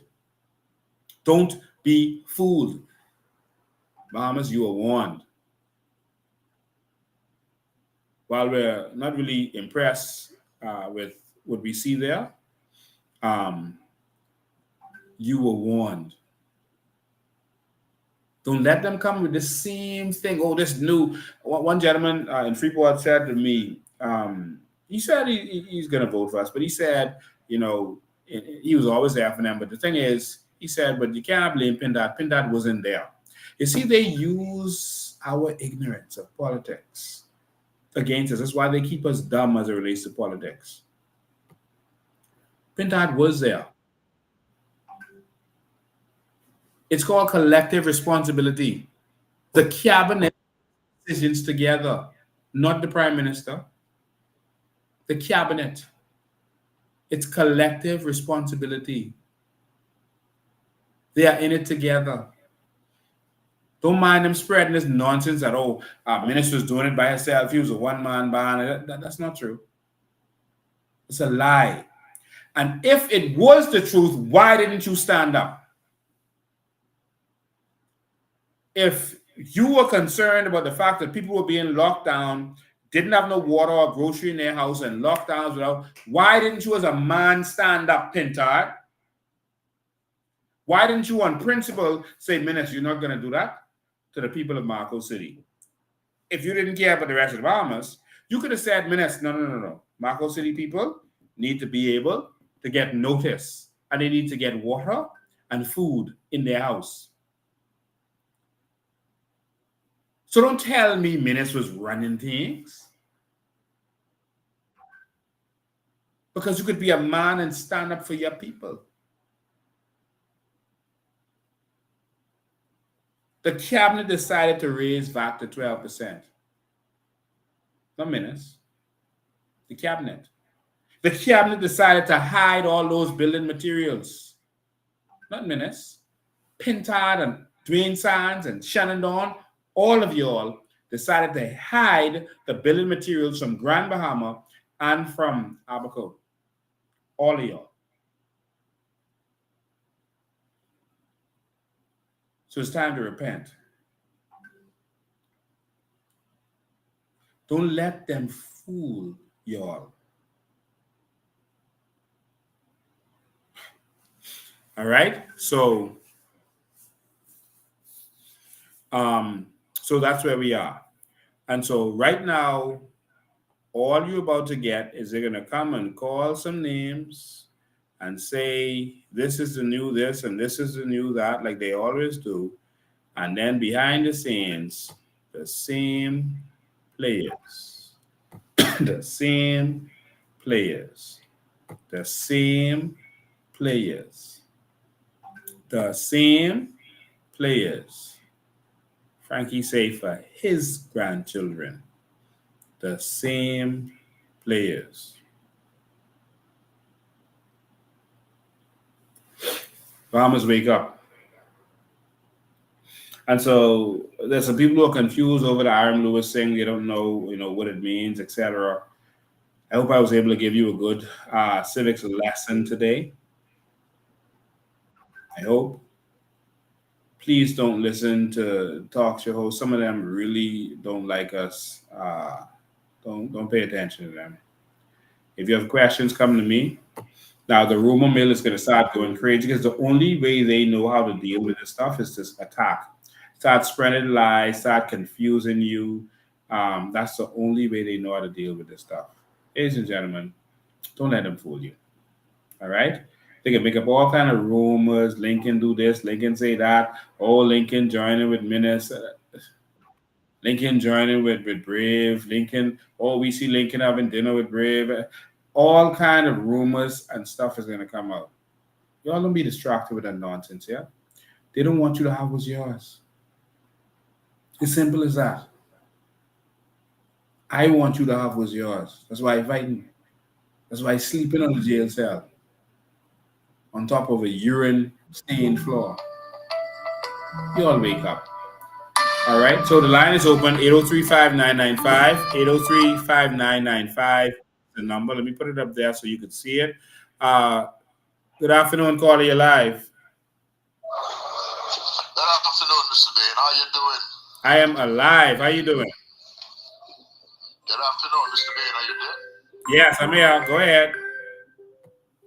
All right. I'm calling to congratulate COI members and everybody, your family, with new member in Parliament. And I also have a question. Isn't it normal for each party to be represented in the Senate also? If you're in the lower house, shouldn't one at least be in the higher house? Yes. Like a senator? Yes. I was just making sure. This is Basil Light one. Okay, thank you very much. Okay. Just making sure. You Stay have tuned. a nice day and good job. All right. Thank you. Okay, Stay sir. tuned. All right. All right. Yes, he's on to something. We on to that. Stay tuned. Good evening, your live caller. Go ahead. Yes, good afternoon, Bombs. Good afternoon, Mr. Bain. Mr. Bain, I was having a conversation with one of my brothers, and we were talking about the time during the pandemic, that all the monies that were collected during the Minister administration, when the government's ready to come home, that they had to purchase a visa to come home to the Bahamas. That was illegal. That was unconstitutional. That was wrong. And the visa thing was connected to party cronies. That was corruption on the F&M's part. So Pinta talking about the PLP administration, they were behaving the same. So when Dr. Minnis, when the former governors of Dr. Minnis and those was wanted to implement the VAT tax to take it up, did Pinta start up against implementing higher VAT taxes on the people? No. He stood with Minnis in allowing VAT to be put on the backs of Bahamian people. Wow. And it's so cool. And because I heard you one time ago mention that you had the place of ground work for the Road Commission that Hancho. Yes. Hancho was giving food all the time. Salvation Army giving food all the time. The different church charity groups giving food all the time. But millions of dollars was given to the Holorescos to give food to the Bahamian people. Where's the rest of the money? Yeah, and of course, the first thing Pinta did when he became leader was defend the Holorescos. They had, gotten paid millions of dollars for this food distribution thing. Why didn't you give that to like a Bishop Henschel or Hands for Hunger or someone or even the singing bishop? So that means to tell me that all of our tax monies are being, the F&M only give money to the oligarchs to control. Yeah, so they controlled it and they paid them to do the distribution, and then they bought it from oligarchs. They made sure they funneled the money to their wholesale companies. What is his name? Rupert Roberts from Super Value said he offered to give it to them at wholesale prices, and they refused. But they wanted to funnel that money straight to the F&M oligarchs. And that's what they did. All right, one more thing. Pindad was in charge of Bamsey. Mm-hmm. Where is Bamsey today? I don't know what the Minister of Agriculture or whatever. Michael Pintard was the worst Minister of Agriculture in Bahamian history. He was not able to keep cabbage and tilapia alive. Things died under him. I heard him talking the other day about issuing crown land, because everything he hears saying, he's going to repeat it to the public as if it's from the F&M, as if people aren't listening.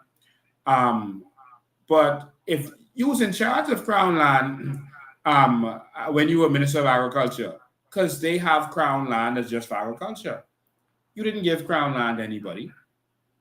When you were there, Minister couldn't stop him. He is the Minister of Agriculture. He has some that's assigned to him. Now, regular other crown land ministers, got to be there. but he's the Minister of Agriculture. He could have assigned Crown land. Did he? No, he did not. Has any one of them ever stood up and say, listen, we have the natural resources in the country. Let's give our people some money. Let's empower our people. And no member of Parliament ever stood up. You know what I realized?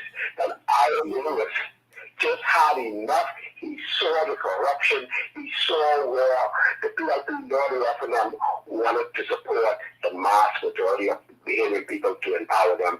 And so, you know what Iram Lewis did? He fired the FNM. That's how I see it. Yeah, and so I want to say this. That's a little bit incorrect. Someone did stand up. The FNM did stand up, and they did say that they did natural resources. They expressed that. You're not getting your carbon credit. So they did stand up, but they stand up for the wrong thing. And so they stood up against the Bahamian people to say that you're not getting it. Yeah, so Doreen Science expressed that.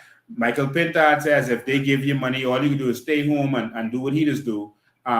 Smoke dope and drink Stitchy or whatever he was saying. I don't even know what Stitchy is. Something happened with that. He said that at the by-election. Yeah, see, what's a Stitchy? Because I don't drink and I don't do drugs. Yeah, he said that at the by-election. Someone on this live, please tell me what a Stitchy is, because Michael know what that is, but I don't know what that is. I don't do the things he just do.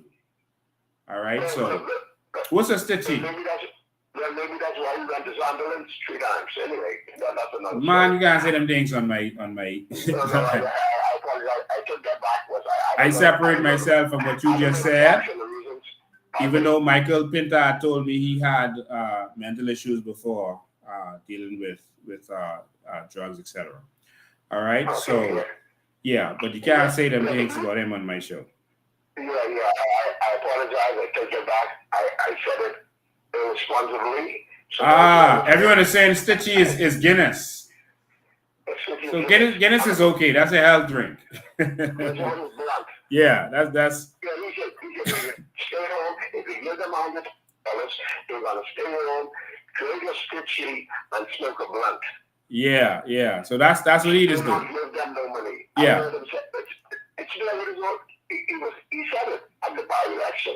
Yeah. So in other words, y'all ain't getting nothing. None of this. This is reserved for Brent Simonet, the Hall of West Coast, etc. Y'all ain't getting none of this. And they made that clear. All right. Now you talk about Iram Lewis. There's some people who feel that Iram Lewis only left because he wasn't getting a nomination. They never told him that he wasn't getting a nomination. Many people felt that they wasn't getting a nomination, and then they get it. All right. They told the PLP was saying that Obi Wilson wouldn't get a nomination. All right. Everyone knew that. Brave Davis didn't want to give him a nomination, but he stuck it out and he got the nomination. All right. So rumors swirling don't mean you're not getting a nomination. Shannon Cartwright in 17 thought he wasn't getting a nomination. In fact, he was the last to get the nomination other than Brent Simonet. And so them spreading rumors don't mean you're getting it or you're not getting it. All right. So the FNM never informed Iram Lewis, who I think is on this live right now. I think I saw a comment from him. So you all say hello to Iram Lewis if you're on here. They never informed him that he was not being nominated. All right. They never informed him of that. And the conversation started long before that was an issue. All right. I can see that Iram Lewis was more, to me, concerned about the country, not about necessarily just about the FNM and what's going on. And there are other MPs who feel the same way. And we'll see if they have the kind of courage that Iram Lewis has. All right. But he was concerned about the country, and that's not the FNM he grew up in. Yeah, because you know what I've recognized over the years is that when the PLP is in office, the PLP take care of PLP. When the FNM is in office, they take care of FNMs. But what about the Rasta, what about the Shanti and them Rasta Ferry and the Island persons who don't vote? Like you have the 7 members, they don't vote in general elections. And the Jehovah's Witnesses who don't get all the humans who are disenfranchised by both of these administrations, they do nothing for these people. Yeah. Yeah. It is shameful. Our country and our people don't need to be. Some Rastas voted for us last time, and we're looking forward to them voting for us again this time. Yeah. All right? Yeah. So I got to run. Thanks for your call, man. Yeah, thank you for the call. All right. 803-5995 is the number. You're going to see a lot of paid trolls putting a lot of information out there. You're going to see a lot of paid trolls, all right, putting information out there. And so they're paying them to distract you, to keep you poor and uneducated, to keep this country broke. All right? So don't pay attention to them. They're going to say all kind of stuff, bring up all kind of fake nonsense. You all stay focused. All right? They told me there's a prophet who's prophesied to me that, 3 times in 2023, 3 times. Someone sent me the screenshot that I would be the next prime minister. And then now she's saying that Pinta could be the next prime minister. So some people were confused. Because the lady said that God changes his mind. Let me tell you something. All right? I don't really care about prophecies because if it's going to happen, it's going to happen anyway, whether it's prophesied or not. All right? But God says you know a prophet if when they give a prophecy, if it come to pass. God will not let his word come back to him vain. God don't change his mind. All right? When it comes to prophecy. In terms of his actions, he could change some things with his actions. All right? He may say, okay, I'm going to destroy Sodom and Gomorrah if you find me 50 good men. All right? Or good people. Or 10 good people. All right? But when it comes to his prophecies, if he says that I anoint David and David is to be king, I don't care how long that takes, David will be king. God don't change his mind. But if someone prophesies something and it don't come to pass, the Bible says they are not a prophet. Don't even respect them. That's what the Bible says. So take the word. All right? Let's go to phone lines. Oh my God, sorry about that. I accidentally hung up on them. Let me just call them back. Oh Lord. I'm sorry about that, caller. You have to call back. I accidentally pressed the wrong button. I was distracted by the story from the FNM. They had a live today. Of course, I didn't watch the live. This live is they blocked me from the FNM's page. That's how petty this man is. If you talk him a dictator, you ain't see nothing like what's to come if you all dream about putting Pintad in there. Don't listen to me, Don't listen. Put him in there and see what happens. Put him in there and see what happens. Okay, the caller call back, then I can play something from this FNM thing today. Good afternoon, you're live. Hey, good afternoon, Mr. President. How you doing? All is well, sir. What's I up? also want to say congratulations to the COI, for the action. What displayed last week it was, in store. I also want to say congratulations and welcome to Mr. Lewis. I happen to be, I always had him down to be an honorable man, and he continues to prove it. Thank you, man. Because what the PLP and the FNM keeps missing, right?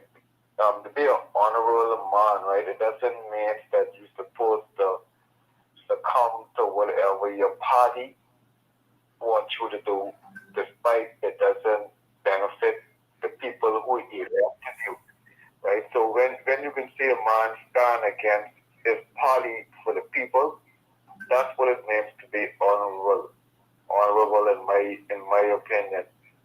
Yeah. You understand? But Mr. President, I want to find out from you something. You said the PLP is spending $180-something million, right? This, I don't know if it's when you to build a road inside Grand Bahama. Right? Not Grand Bahama, just in West End. Just in West End. Yes. I wanted to ask you, is it possible possible for Grand Bahama and Abaco to be connected in any modern way possible? Yes, we're already working on plans for that. Speaking to a company, we are going to connect 2 islands in our first turn. And then if the people love what we presented and that we provided our promises and they give us a second turn, we're going to connect all islands to the Bahamas. But we're going to connect Nassau and Eleuthera. And we're also going to connect Grand Bahama and Abaco.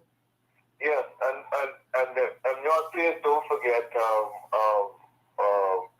what you call it, Mangrove Key in South Africa, what I felt should have been connected from Linden was there because, I don't know why they find ways to stagnate these islands. And even, I think even Long Island and then close enough to also be connected, right? Because the type of commercialization between the back and forth between those, the type of empowerment when you can move from one island to the next, even if it means you have to pay a toll to get to that island. Yeah. And Florida did it with Key West, and so that's miles and miles of bridges they connected Key West islands with, and so we can do the same thing here. A lot of our islands are only like 10, 15 miles apart. So we can do it. We're going to do it. We have to start thinking big. Kudos to the COI, man, because I know the COI is going to be a party of revolution and doing things that the Bahamian people have never seen before, because the sky is the limit. Have a wonderful day.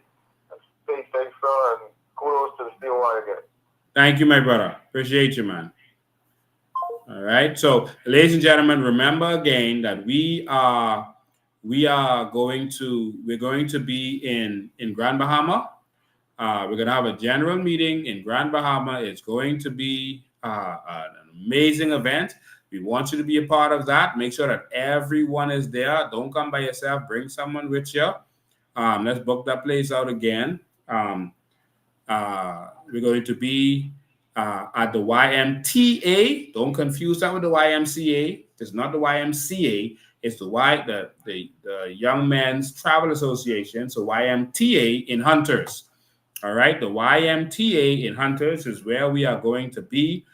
7 p.m. on Thursday. We're going to present a couple new candidates to you, and we're going to introduce your member of parliament to you. Be there. Be a part of history. We are bringing him back to Grand Bahama. We want you to be a part of history. Come there and be a part of this. All right. Somebody says 7 miles for Key West. One of the bridges of Key. There's a lot of bridges on different islands. One of them is 7 miles, but there's a lot of bridges just like that. All right. Good afternoon. You're live. Mr. Bang. Yes. Yeah, we was talking about that long time. Okay, the damn bridges. Yes. All we, because what that will bring to, like the caller said, toll, going and coming, and that will open the doors for tourists when they come to the Bahamas. They could rent a car, and all they could do is just drive from one island to the next, and that toll will cover that bridge within about 3 years. That will be paid for. No, not even 3 years. That will become a tourist. The way that we're doing it is going to become a tourist attraction. We're not starting off with a bridge.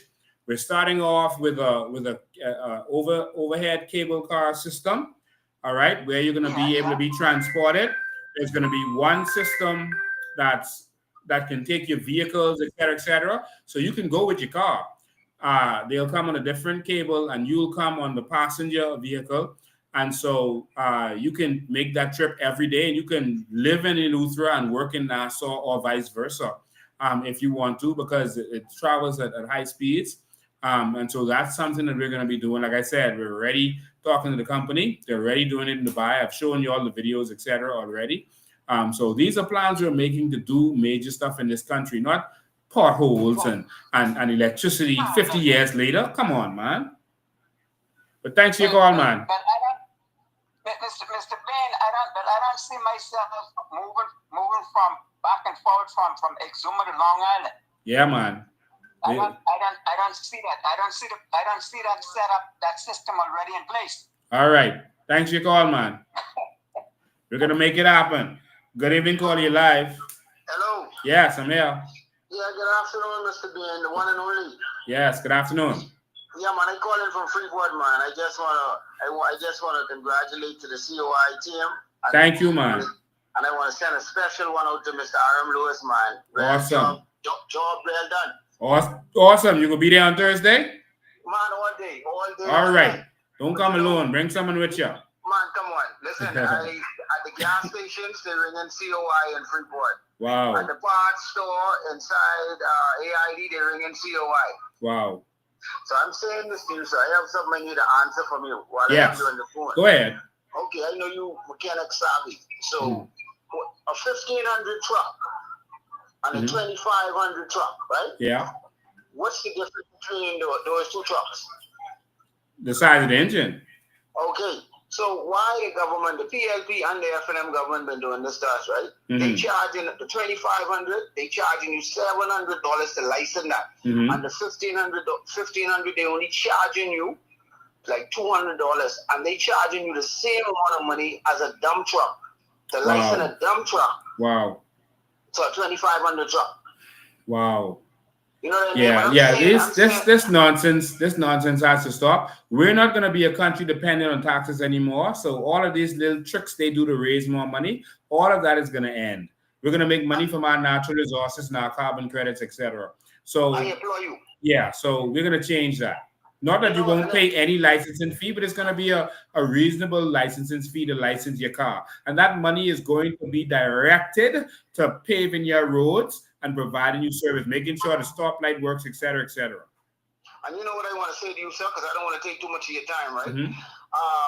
Jack Hayward, which was Edward St. George's partner, right? Jack Hayward wanted to put a bridge from Freeport to Abaco and call it Grabaco. and the people in Abaco, a few of them, I guess they didn't approve of it. But we were supposed to have a bridge here from Freeport to Abaco probably 20, 25 years ago. Yeah. And I'm looking forward within my lifetime, because I don't want to die before you come to power, sir. I want to be living so I can enjoy it. Yes. Right? In my lifetime, I'm looking for everything the COI has to offer. So we all Bahamians can benefit from it, and the foreigners that are here and they are humble, I would look forward to them benefiting from it if they come the right way, like you say. And thanks again, sir. Thank you, my brother. So we're gonna make this happen, man. We need real projects that make sense now, man. I mean, them bragging about paving roads. You don't see no other countries them talking about paving road and electricity. Come on, man. Keeping electricity on? No, man. Come on, man. We can't settle for this no more. We can't. So let's say a little what Pindar had to say. They blocked me today, so I didn't get to hear anything he had to say. I know y'all ain't really interested in nothing you have to say, but let me see if there's anything I need to correct before, you know. My brother, former leader, former prime minister of the human minutes. Nothing could be further from the truth. Okay, the phone rang that I'm on, so I can't continue to play it. So let me just answer the call. Good evening, you're live. Hey, what do you say, Lincoln? Right here, man, you're live. Yes, sir. Yeah, listen, with the fire in Freeport, and then like the fires would occur on the other islands, right? Yes. Like you say, some of our islands they don't have fire trucks or whatever. Just saying, whenever the COI comes to power, right? We would outfit the islands with the fire trucks, but same time, what I would suggest too, we surrounded by water, so I would say, add the fire department with a seaplane if that's feasible. I don't know. Yeah, we need, because we have a lot of we're dealing with carbon credits. We have to protect our forests, and there is money available to us to protect the forest. These imbeciles that are running this country know this. We can raise money in blue carbon credits or in green carbon credits for forests to protect our forests. So we can get that $30 million plane that can dump water on the forest. We can get those, and it will be paid for by the carbon credit. We can get all the fire trucks we want through our carbon credit system. The money is already there. It's there. And protect our environment. Money is already there for it. These imbeciles don't know what to do. They are so busy concerned with other contracts to steal money from the treasury. They don't care about no fire trucks. Right. No, they don't care. We are going to be flooded with fire trucks. We're going to be flooded with solar power plants because the money through carbon credits is there to get it. And you believe me, I can go. If you believe me, if you go to Cat Island, you see the airport in Cat Island. You believe me, I see people outside sitting on crates. Yeah. In Cat Island Airport. I seen it. I was there. In Cat Island Airport, they sit on crates outside. Yeah. All right. Thanks for your call, man. All right. And they're stealing money there again. $18 million for that little small building at Colony Airport. 803-5995. You can call regular line or WhatsApp. Let's go to WhatsApp caller. What caller you live? Good afternoon, Mr. Bean. How you doing? I'm awesome. Yeah, one point. It's just so ironic that all they did to try to keep you from COI from winning the seat in Freeport and what that is, West Bimini? Yeah, Restaurant Mom and Bimini. Right. And it still came to fruition. Look at God, eh? Look at God. Same thing I said. God is in control, you know. They can't stop us. We doing this. The change is here, my brother. They can't stop us. It's hard to stop what's supposed to be. Yeah. All right, my brother. You continue pressing on, man. We got your back. Thank you, man. I appreciate it. All of Grand Bahama, make sure you are there. Make sure you come out. Make sure that you are there on Thursday. Come and be with us. Just hang out. Even if it's overfull, you hang out outside. Let's be there together. I'm going to spend all Thursday evening with you. All right. So we're going to be down there. You're going to see all of us. It's going to be an excellent event. So make sure you come out and hear a vision, a real vision for the bombers. Someone said, oh, there's this pie in the sky. Everything that was accomplished that is meaningful in the world was considered impossible. When someone started talking about having a carriage without a horse, they sounded stupid. A horseless carriage, that's now called a car.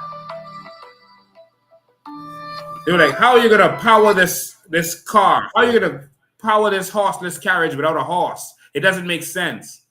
Caller, coming to you right now.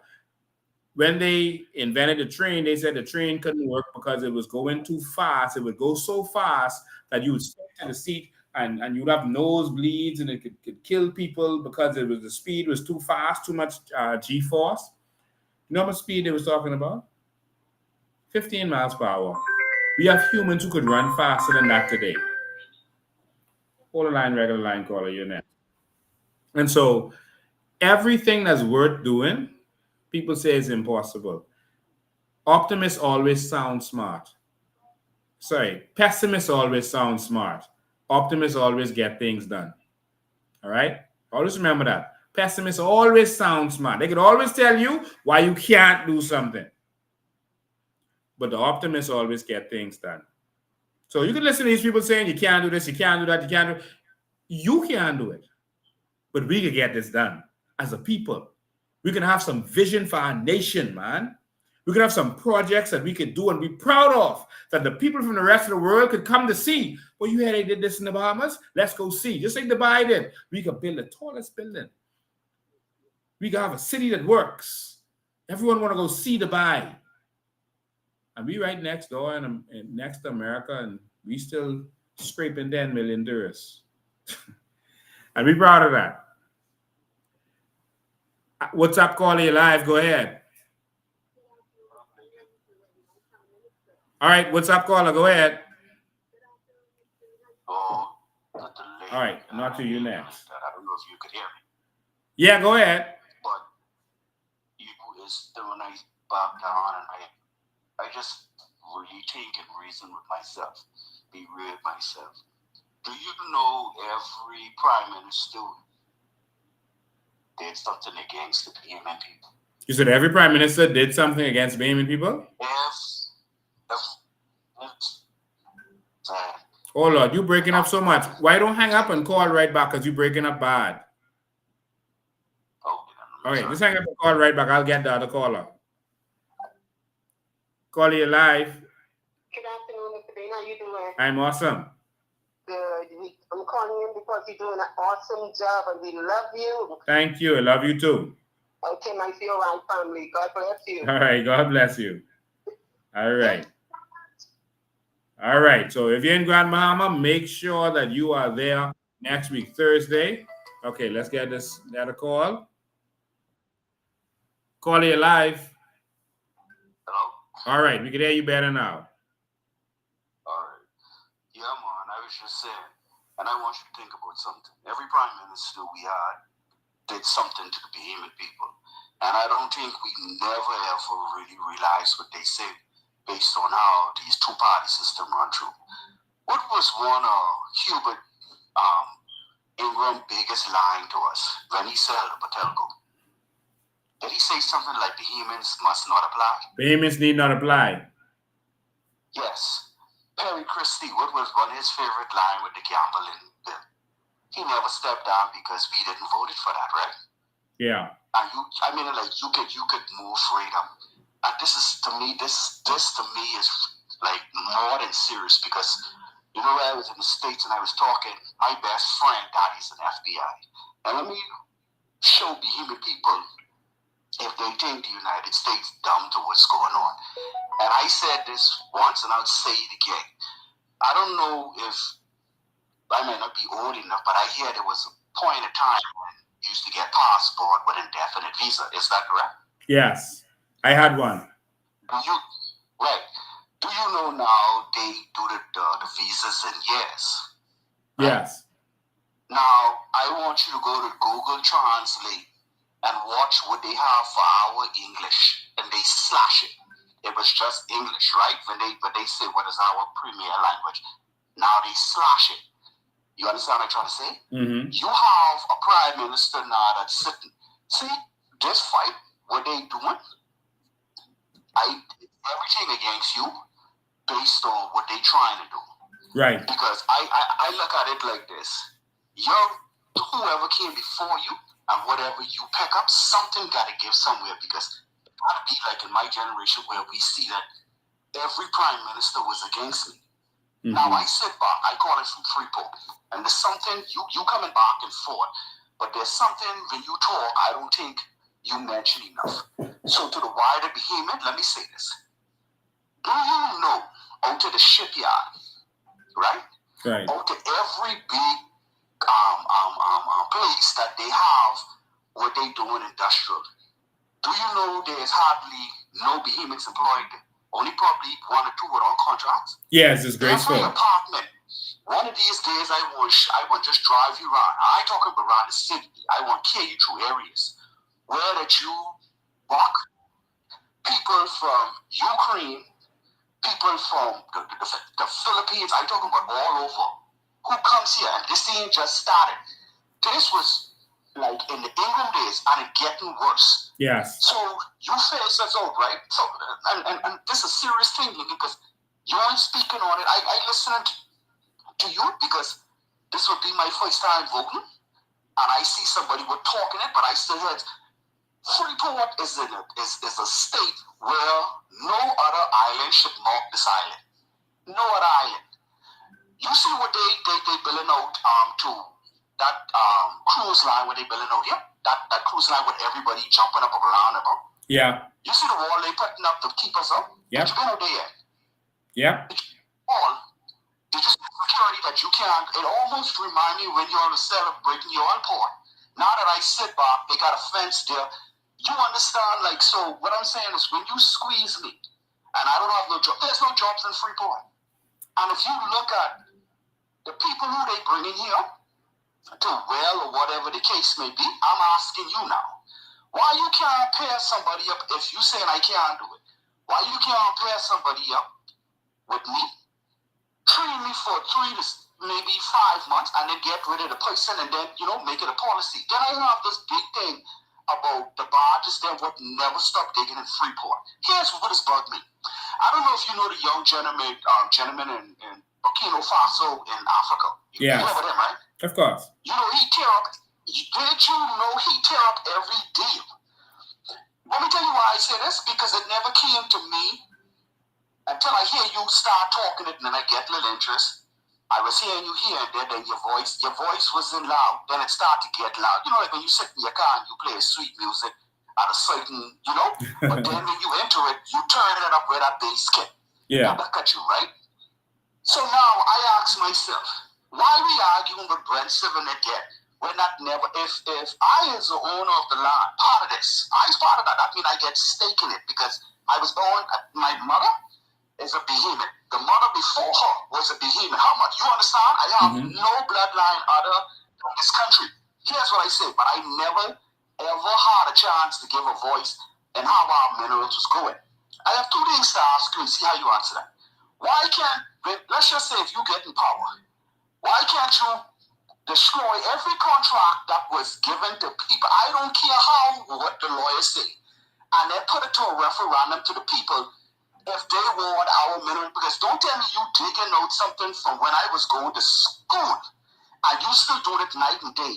And that contract saying I ain't getting nothing. Here's the thing. Did anybody ever care you still going 8 Mile Walk? See, I want to see you because still going left. Did anybody, it going right, did anybody ever turn your vehicle and go on left so you could see the ground? And when they dynamite the house, then would clock it? See, you never go on left. They turn you right, would carry you into 8 Mile Walk. But take that barge and then go left, and I will show you the hole that they leave and they blast in. And everybody in Freeport knows it. You understand what I'm trying to say?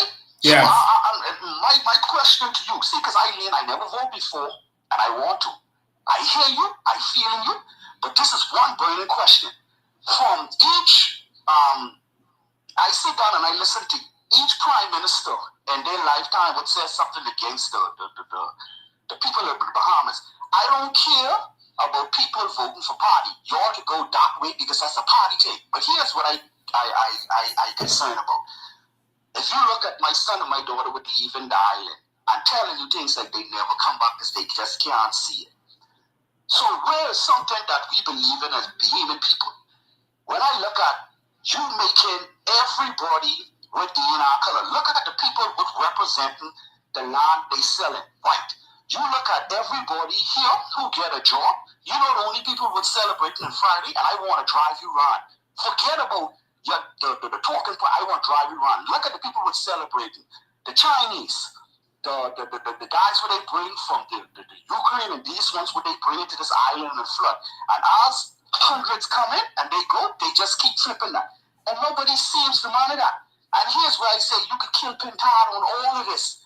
He was there on all of this. See, us Freeport being stupid, because we could hear him talk all of that talk he wanted. We know his age, and we know how long he been in Parliament. So he have a record.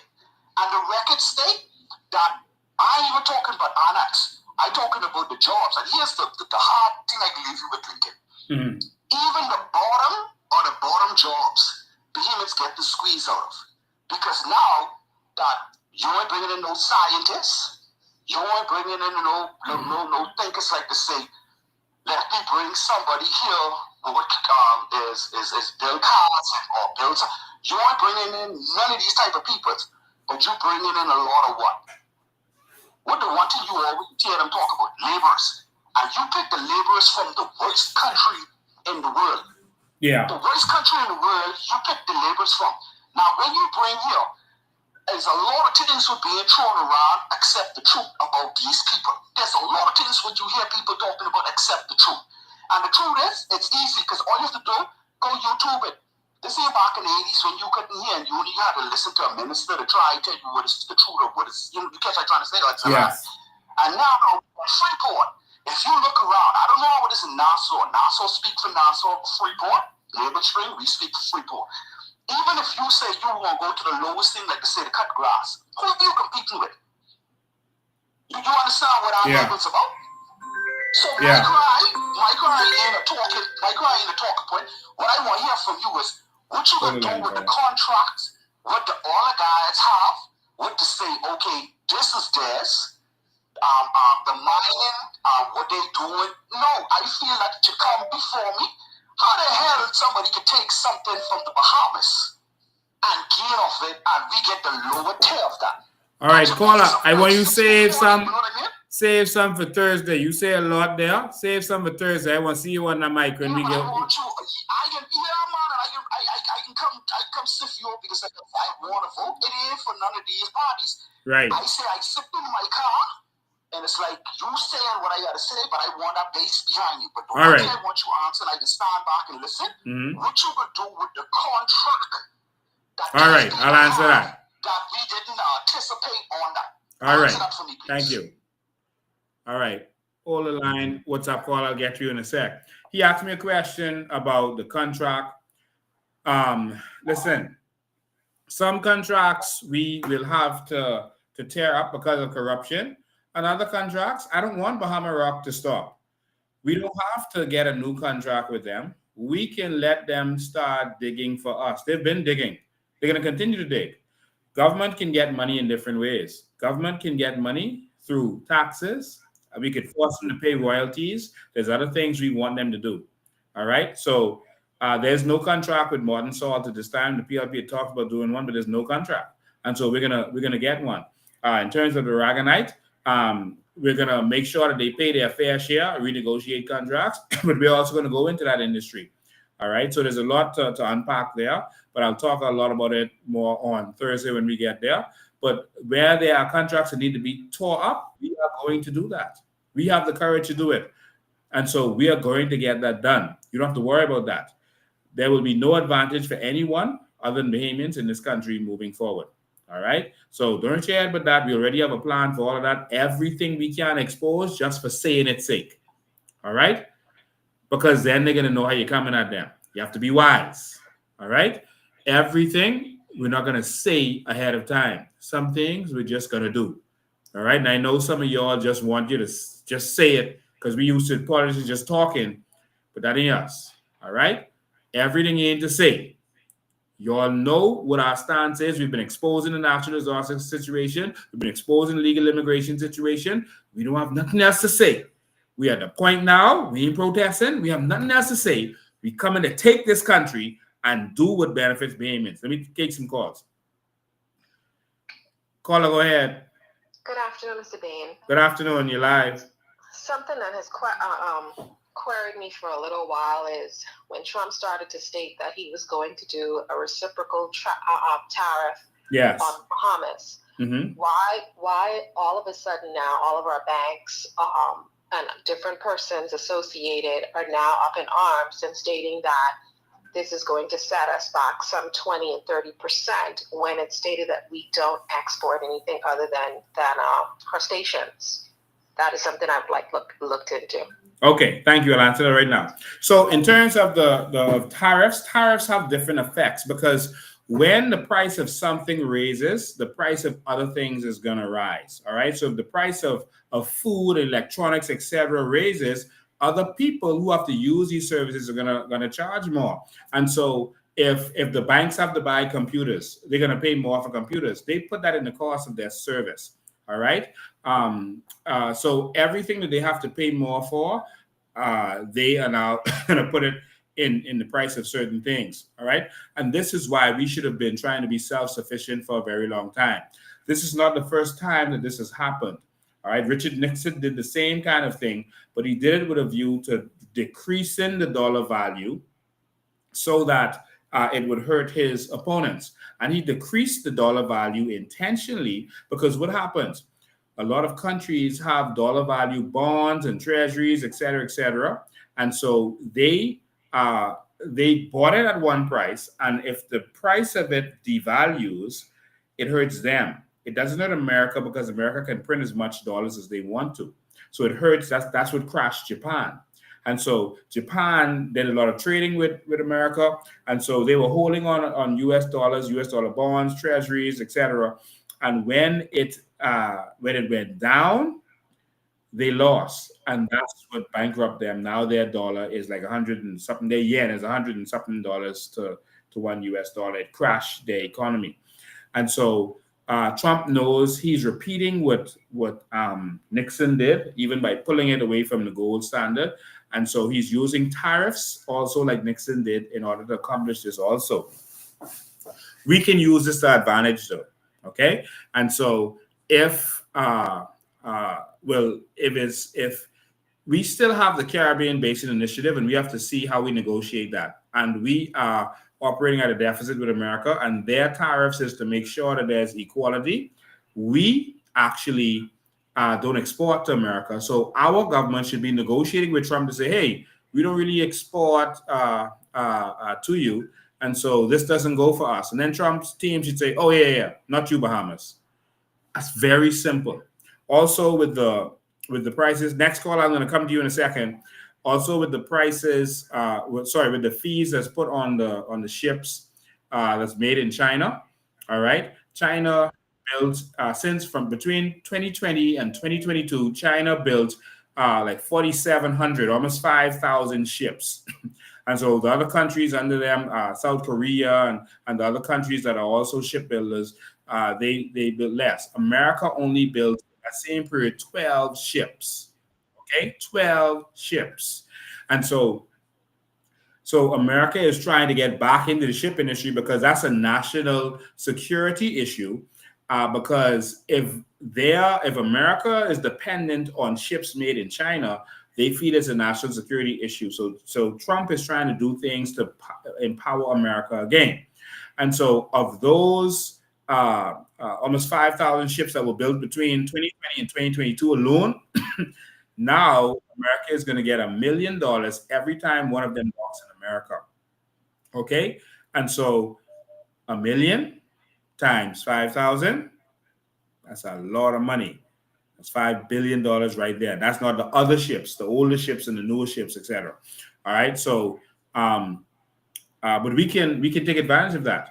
There are ships made in other countries, and we can have the ships because Freeport is already a port. We can have the Chinese ships come and drop their stuff off in Freeport. You change cargo ships. Which is what they do now, but they send them off with Chinese ships again. Change it to a ship that's not made in China. The Chinese still get to make some money from shipping, and then we ship to America, and then they avoid that big fee. Now the Bahamas can charge them a percentage of that 1 million to 3.5 million that they would have paid for docking in America. We can charge them a percentage of that, and they save money, and we benefit. We could make billions of dollars from this right now. This is not a problem. This is an opportunity. We should also be in the shipping business. It costs $55 million to buy one of those big cargo ships from China. Other countries have it for a little bit more. American ships were costing $300 million, and that's why everyone went to Chinese ships. That's why only 12 American ships were built. And so we could buy ships, assemble them here in the Bahamas, so that they're Bahamian-made ships, and we can actually now start shipping into America. Why aren't we in the shipping industry? Why aren't we shipping stuff? Why aren't we? Come on, Bahamas. Y'all, please, let's move from these jokey politicians who have no vision. Y'all, let's fight for this. Spread the word. That is billions of dollars in opportunity to be made right now because of Trump's tariffs and because of Trump's fees that he's putting on them. Y'all wake up. People normally don't ask me about my foreign policy, but I'm having meetings with persons from all around the world. We are ready to get this done now. I just had a meeting about this. That's why I have all the information in my head with people who are ready to get what I just said done now.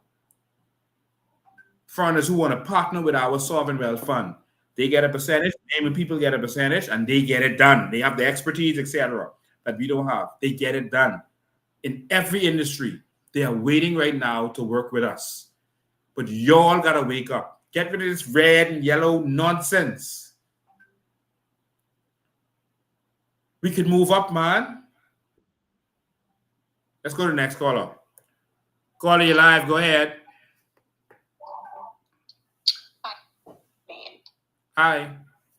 Hi, good evening. Very educational and insightful show. I just wanted to send out a clarion call to all Bahamians who are ready for real change, who is tired of the broken promises, and who are ready to see and experience better health care, better hospitals on our family islands, to those who believe that our children deserve first-class, world-class education, and to those who are ready for economic empowerment and ownership of the wealth that rightfully belongs to us, to those who want to secure the future for their children and their children's children, and to those who know that the natural resources of this land, our land, should benefit the true owners, the Bahamian people. I am calling on these people to stand with us, support our candidates, volunteer their time at the polls, and most importantly, my fellow Bahamians, you must register to vote. We have the power to change this nation. We have the power to change this nation. And look at where we are now. We have a voice in the House. And this comes through insisting and not giving up. We can have all that we need in this country to survive. Whatever happens on the outside of the world, we can make sure that we secure ourselves within this country. We need to move past Good afternoon, my fellow Bahamians. of America sneezes, the Bahamas catches a cold. Yes. We need to start looking at food security. I am so past this thing where we are constantly every single year, every single cycle. Our limit is just paved roads and paved roads. Maybe contracts here and contracts there. We really need to push our country toward progress. So I'm calling on all of our fellow Bahamians.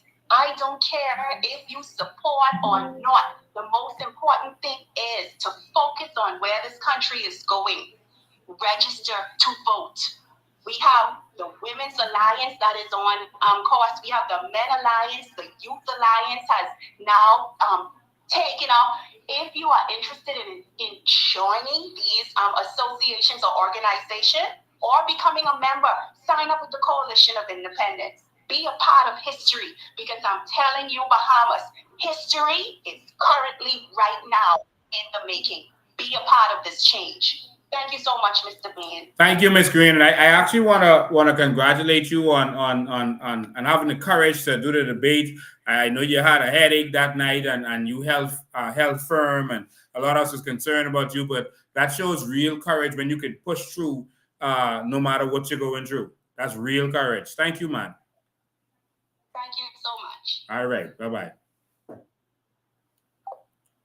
All right, ladies and gentlemen, that does it for tonight. But the tariffs are an amazing opportunity for us. There's a lot. Okay, we got other callers trying to get through. Let's just take them. Good evening, your live caller. Go ahead. Hi, good afternoon. Yes. I was calling to find out. I'm currently right now in the United States. Yes. I'm in Indiana, Mm-hmm. and I would like to know where will be the best place to go and vote. Any of our embassies you'll be able to go to vote, and so you have to be registered, and you can go to any one of our registries to vote. Okay. Okay. Why did I say registries? Any of our embassies. I'm registered in the Bahamas, so do I have to re-register again? Or? No, you registered for the last election. You're good to go. You're good to go. Just go to the embassy and let them know that you want your absentee ballot. That's what I'm going to call it. Absentee ballot. Okay. Yes, your overseas ballot. All right. So the closest embassy to me would be what? Chicago? Washington, probably. Washington. Oh, okay. DC. All right. I assume. All right. Thank you, man. Good evening, you're live, caller. Good evening, caller, you're live. Yes. Hey, Mr. Man, how are you doing tonight, sir? Awesome, man. I was just calling the first and foremost. I mean, I don't need no introduction. I'm sure y'all recognize my voice, but first and foremost, I was just calling just to say thank you to Mr. Ira for what he did, for crossing the aisle like that. That took courage, for standing up for the Bahamian people. I just want to congratulate him on that. Second of all, you know, we have a foreigner who's saying about he is the voice of the Bahamas or whatever, when he's saying that you have to go through the Haitian votes. Now, this is what I want to know. Is the Patriots still working on this? Because we can't have these people stealing our election. Yes, they are, but they're going through the court process, and court processes take long. But we're going to be vigilant, and we got to do some stuff that I can't talk. And so we're going to be all over this, okay? All right, thank you. That's what I want to know, because they think that they're going to steal this election, and I hope not.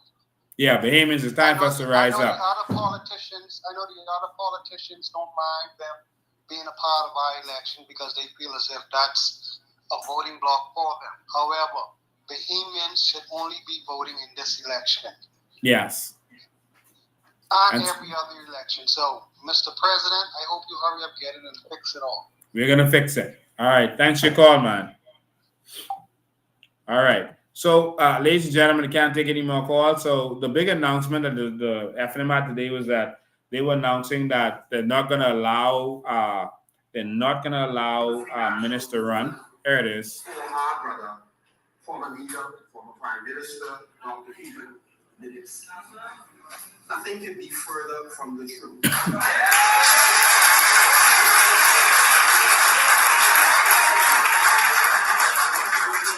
This party does not belong to any of us up here, or any of the officers of this party alone. It belongs to all of us. There is a place for Dr. Millis in the Free National Movement. Our former deputy leader, Desmond Bannister, there is a place in the Free National Movement for them. And those that supported them. Yes. That's why I want to make that crystal clear. And we have made that known over and over again to our brothers and sisters. And the reason is simple. We've all built this organization together. And so that is Michael C. Pintard. Yeah, that's Michael C. Pintard announcing that he's not going to run, the man who allowed him to run. There's a couple of things I want you to pay attention to. Pintard was always a puppet of Ingram Christie and Davis & Co., number one law firm. Ingram would always send him to run against Christie and Davis and tell him to not run against them hard. Don't win. Because he wanted them. He sent him to run out against Christie and told him, don't win. Here's campaign money. Don't campaign hard. Okay? There are people who are part of the CI who's a part of that team. And so we got a lot of information. And Pintard revealed certain things to me. But he was sent against Brave the same way. He was sent against Christie and against Brave to make sure they won. Is it that he's doing certain things to make sure that Brave gets his 2 terms like Ingram and Christie did? Is that what it is? Or is it so that if that doesn't happen, we still got a puppet in there that we swing it to? But I want you to pay attention to that. All right? Some people aren't going to accept what I'm saying. Some people are just caught up in party. They are hoping that they get some contracts. Some people feel that the COI is not ready to govern when we have a lot of professionals Some people ask, where is Iram Lewis placed in the COI? He's an engineer. He's an architect. We are building a new Bahamas. And we're going to announce our shadow ministers soon. They told me on one show they were saying that we released our shadow ministers. They were talking about tourism and whatever. We did not release any shadow ministers. We only released Vision 2030. And persons just read it off. But we're going to release our shadow ministers. That's the next thing. That's coming soon. But we're going to release our shadow ministers. And Iram Lewis is an engineer. All right? And so we have a skilled, respected architect engineer. We have the accountants that we need, accountants with an S. We have lawyers. We have bankers on our team. We have builders on our team. We have professionals from every walk of life. Real professionals who can actually get things done. Or you can just go with that list I gave you just now from the F&M, who would just be puppets to make sure that Brent them get was theirs, or what they think is theirs. Choice is yours. It's your country. You could sell. You sell it for your bowl of porridge. Sell your birthright for the bowl of porridge if you want to. It's yours. You could keep voting for the people who are failing us. It's yours. But live with your decision. Don't cry. You take it. You sit down and take it. If you put Pinta there, you sit down and you take it. So what we got to do is fight. We got to fight to make sure that Brent's puppet doesn't get there. We got to fight. So the question is, are you all ready for a fight? So all of Grand Bahama, we want you to be there on Thursday. We're going to be there Thursday, 7 o'clock at the YMTA. Don't confuse that with the YMCA. It's not the YMCA. The YM Hunters. There, don't come by yourself. We're going to give you country. Oh, God. If you know Grand Bahama is, what I just told you today was just a little snippet of it. We are doing so much work and research. We can't talk about everything in these little short shows. The guy said he wanted me to talk about certain things. People who have this interest want to talk about that. They want to talk about that. Keep talking about immigration. Talk about this. Talk about this. Everyone wants to talk about everything. No. We just need to organize and take this country back and do what we have to do. All right? Do what we have to do. It's simple. So I stand with Mr. Iram Lewis. I stand with my deputy, who's been there in the trenches from day one. Don't know Dr. MacGyver used to be out there on those protests. From day one, from his Beam and Evolution. She was right there. I stand with my chairman, who's been fighting and toiling. I stand with Maria Daxon and all of the candidates. I stand with my executives, who are making serious sacrifice. Serious sacrifice. I stand with them. Ladies and gentlemen, I stand with you. And so make sure you're there. Come be a part of history in Grand Bahama. Exum will be coming soon. Stay tuned. And other islands, we're on our way. Ladies and gentlemen, we got some big things coming up in the next few months. You're going to be proud of your COI. That's all I'm going to say for now. But I'm going to leave you with a message from your chairman, and then I'll come back and say goodbye. All right? So this is your chairman's weekly address, and then I'll be right back. Today is April 6, 2025. My name is Charlotte Green, National Chairman for the Coalition of Independence. My fellow Bahamians, this week has marked one of the most historic milestones in our nation's political journey and a defining moment for the Coalition of Independence. As the COI continues its bold journey toward a new Bahamas, the momentum is undeniable and the people's power is rising. During last week's sitting of the House of Assembly, MP Iram Lewis for Central Grand Bahama officially ended his tenure with the Free National Movement and announced that he is now aligned with the Coalition of Independence. My fellow Bahamians, this unprecedented move makes him the first sitting member of parliament to cross the floor and join a third party. What does this mean for parliament? Well, the status quo has been disrupted. What does this mean for the COI? Well, a growing force now recognized on the floor of Parliament, my fellow Bahamians. And what does this mean for the people? Real representation is within reach. This is what change in action looks like. My fellow Bahamians, tune in as COI leader Lincoln Bean breaks down the significance of this moment and what it means for the future of the Bahamas. This week's historic highlights: a new slate of fearless people, first candidates, has been approved. They represent the heart and soul of the Bahamian people. They are us. They are you. And we are ready to serve and not be served.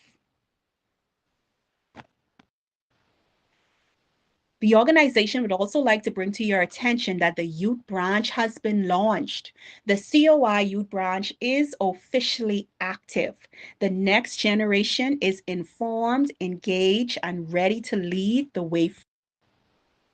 Our radio campaign is in full swing. Our voices is being shared across every island, thanks to the efforts of our radio volunteers and growing support base.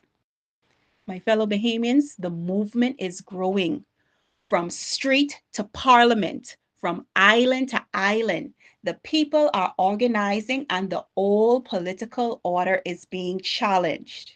I would like to extend a special thank you. I extend my heartfelt thanks to all of our members and supporters who backed me during my participation in the first ever all-female political debate. Your encouragement and solidarity reminded me of why we fight for the dignity, strength, and the voice of every Bahamian. Continue supporting of our candidates. Our candidates are in the streets, walking the communities, hearing the people. Join them, walk with them, be a part of this historic movement. If you are ready to stand with the people, for the people, and by the people, become a member of the movement. Pay your membership dues or sign up as a member by visiting www.coalitionofindependence.com or stop by our constituency offices in Pinewood Gardens or Fate Avenue South. As we continue to send a clear message, let this be your reminder that the power of the people is greater than the people in power. And this week, that power became undeniable. My fellow Bahamians, thank you so much. Thank you for standing up and thank you for fighting. In unity and in strength, we will continue to press forward. Good afternoon, my fellow Bahamians.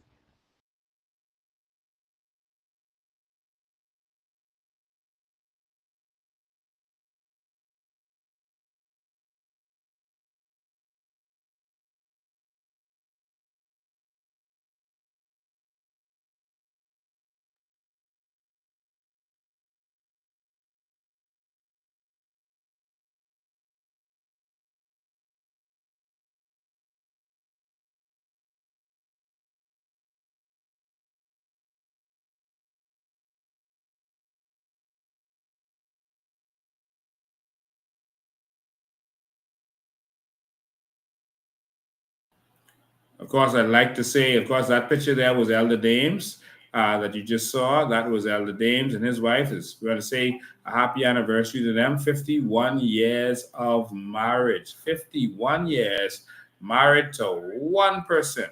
All right. So we just want to congratulate them on a happy marriage. All right. So that's from Elder Dames and Mr. and Mrs. Dames. You normally see him on Steve McKinney show. Knows the Bible very good. He's a stand-up man. All right. So congratulations to you. I'll take this last call and then I'm gone. Good evening, caller. You're live. Is Lincoln Bean? Yes, it is. You're live. I just want to congratulate you on getting a cabinet minister in Parliament. Yes. And I just glad you get a vision to carry this Bahamas forward. Yeah, man. Thank you, my brother. All right. All right. God bless you. Thank you, man. So y'all got to make this happen. This is not going to happen because of anything I do. It's going to happen because you go out there and fight for it. You got to spread the word. You got to convince your people. They're going to say nasty stuff about us. That's how they fight. You know, they want you to not focus on this country moving forward, having proper healthcare, proper education. I'm going into other industries. We don't need more taxes. We need to make more revenue by going into businesses like Dubai did, like Singapore did. The country will form companies. And with our sovereign wealth fund, we'll partner with other professionals to make sure that we can go in the shipping industry, in the cruise ship industry, in other industries that we should have been in a long time. We should be processing aragonite and sand. We should be making chips right here. We should be making glass right here in the Bahamas. There's things that we can accomplish as a people if we would only wake up. They won't talk about building docks and building bridge and paving road. That's unacceptable. Time for the new Bahamas. All right? So, ladies and gentlemen, I love you. God bless you. We did almost 3 hours again today. It's ice cream time. So, thank you so much. See you on Thursday. Again, the YMTA, not the YMCA, in Hunters. Going to present some new candidates to you. And we're going to present your member of parliament to you. You're going to hear from him, hear from me, hear from my deputy and others. Ladies and gentlemen, the evolution has begun.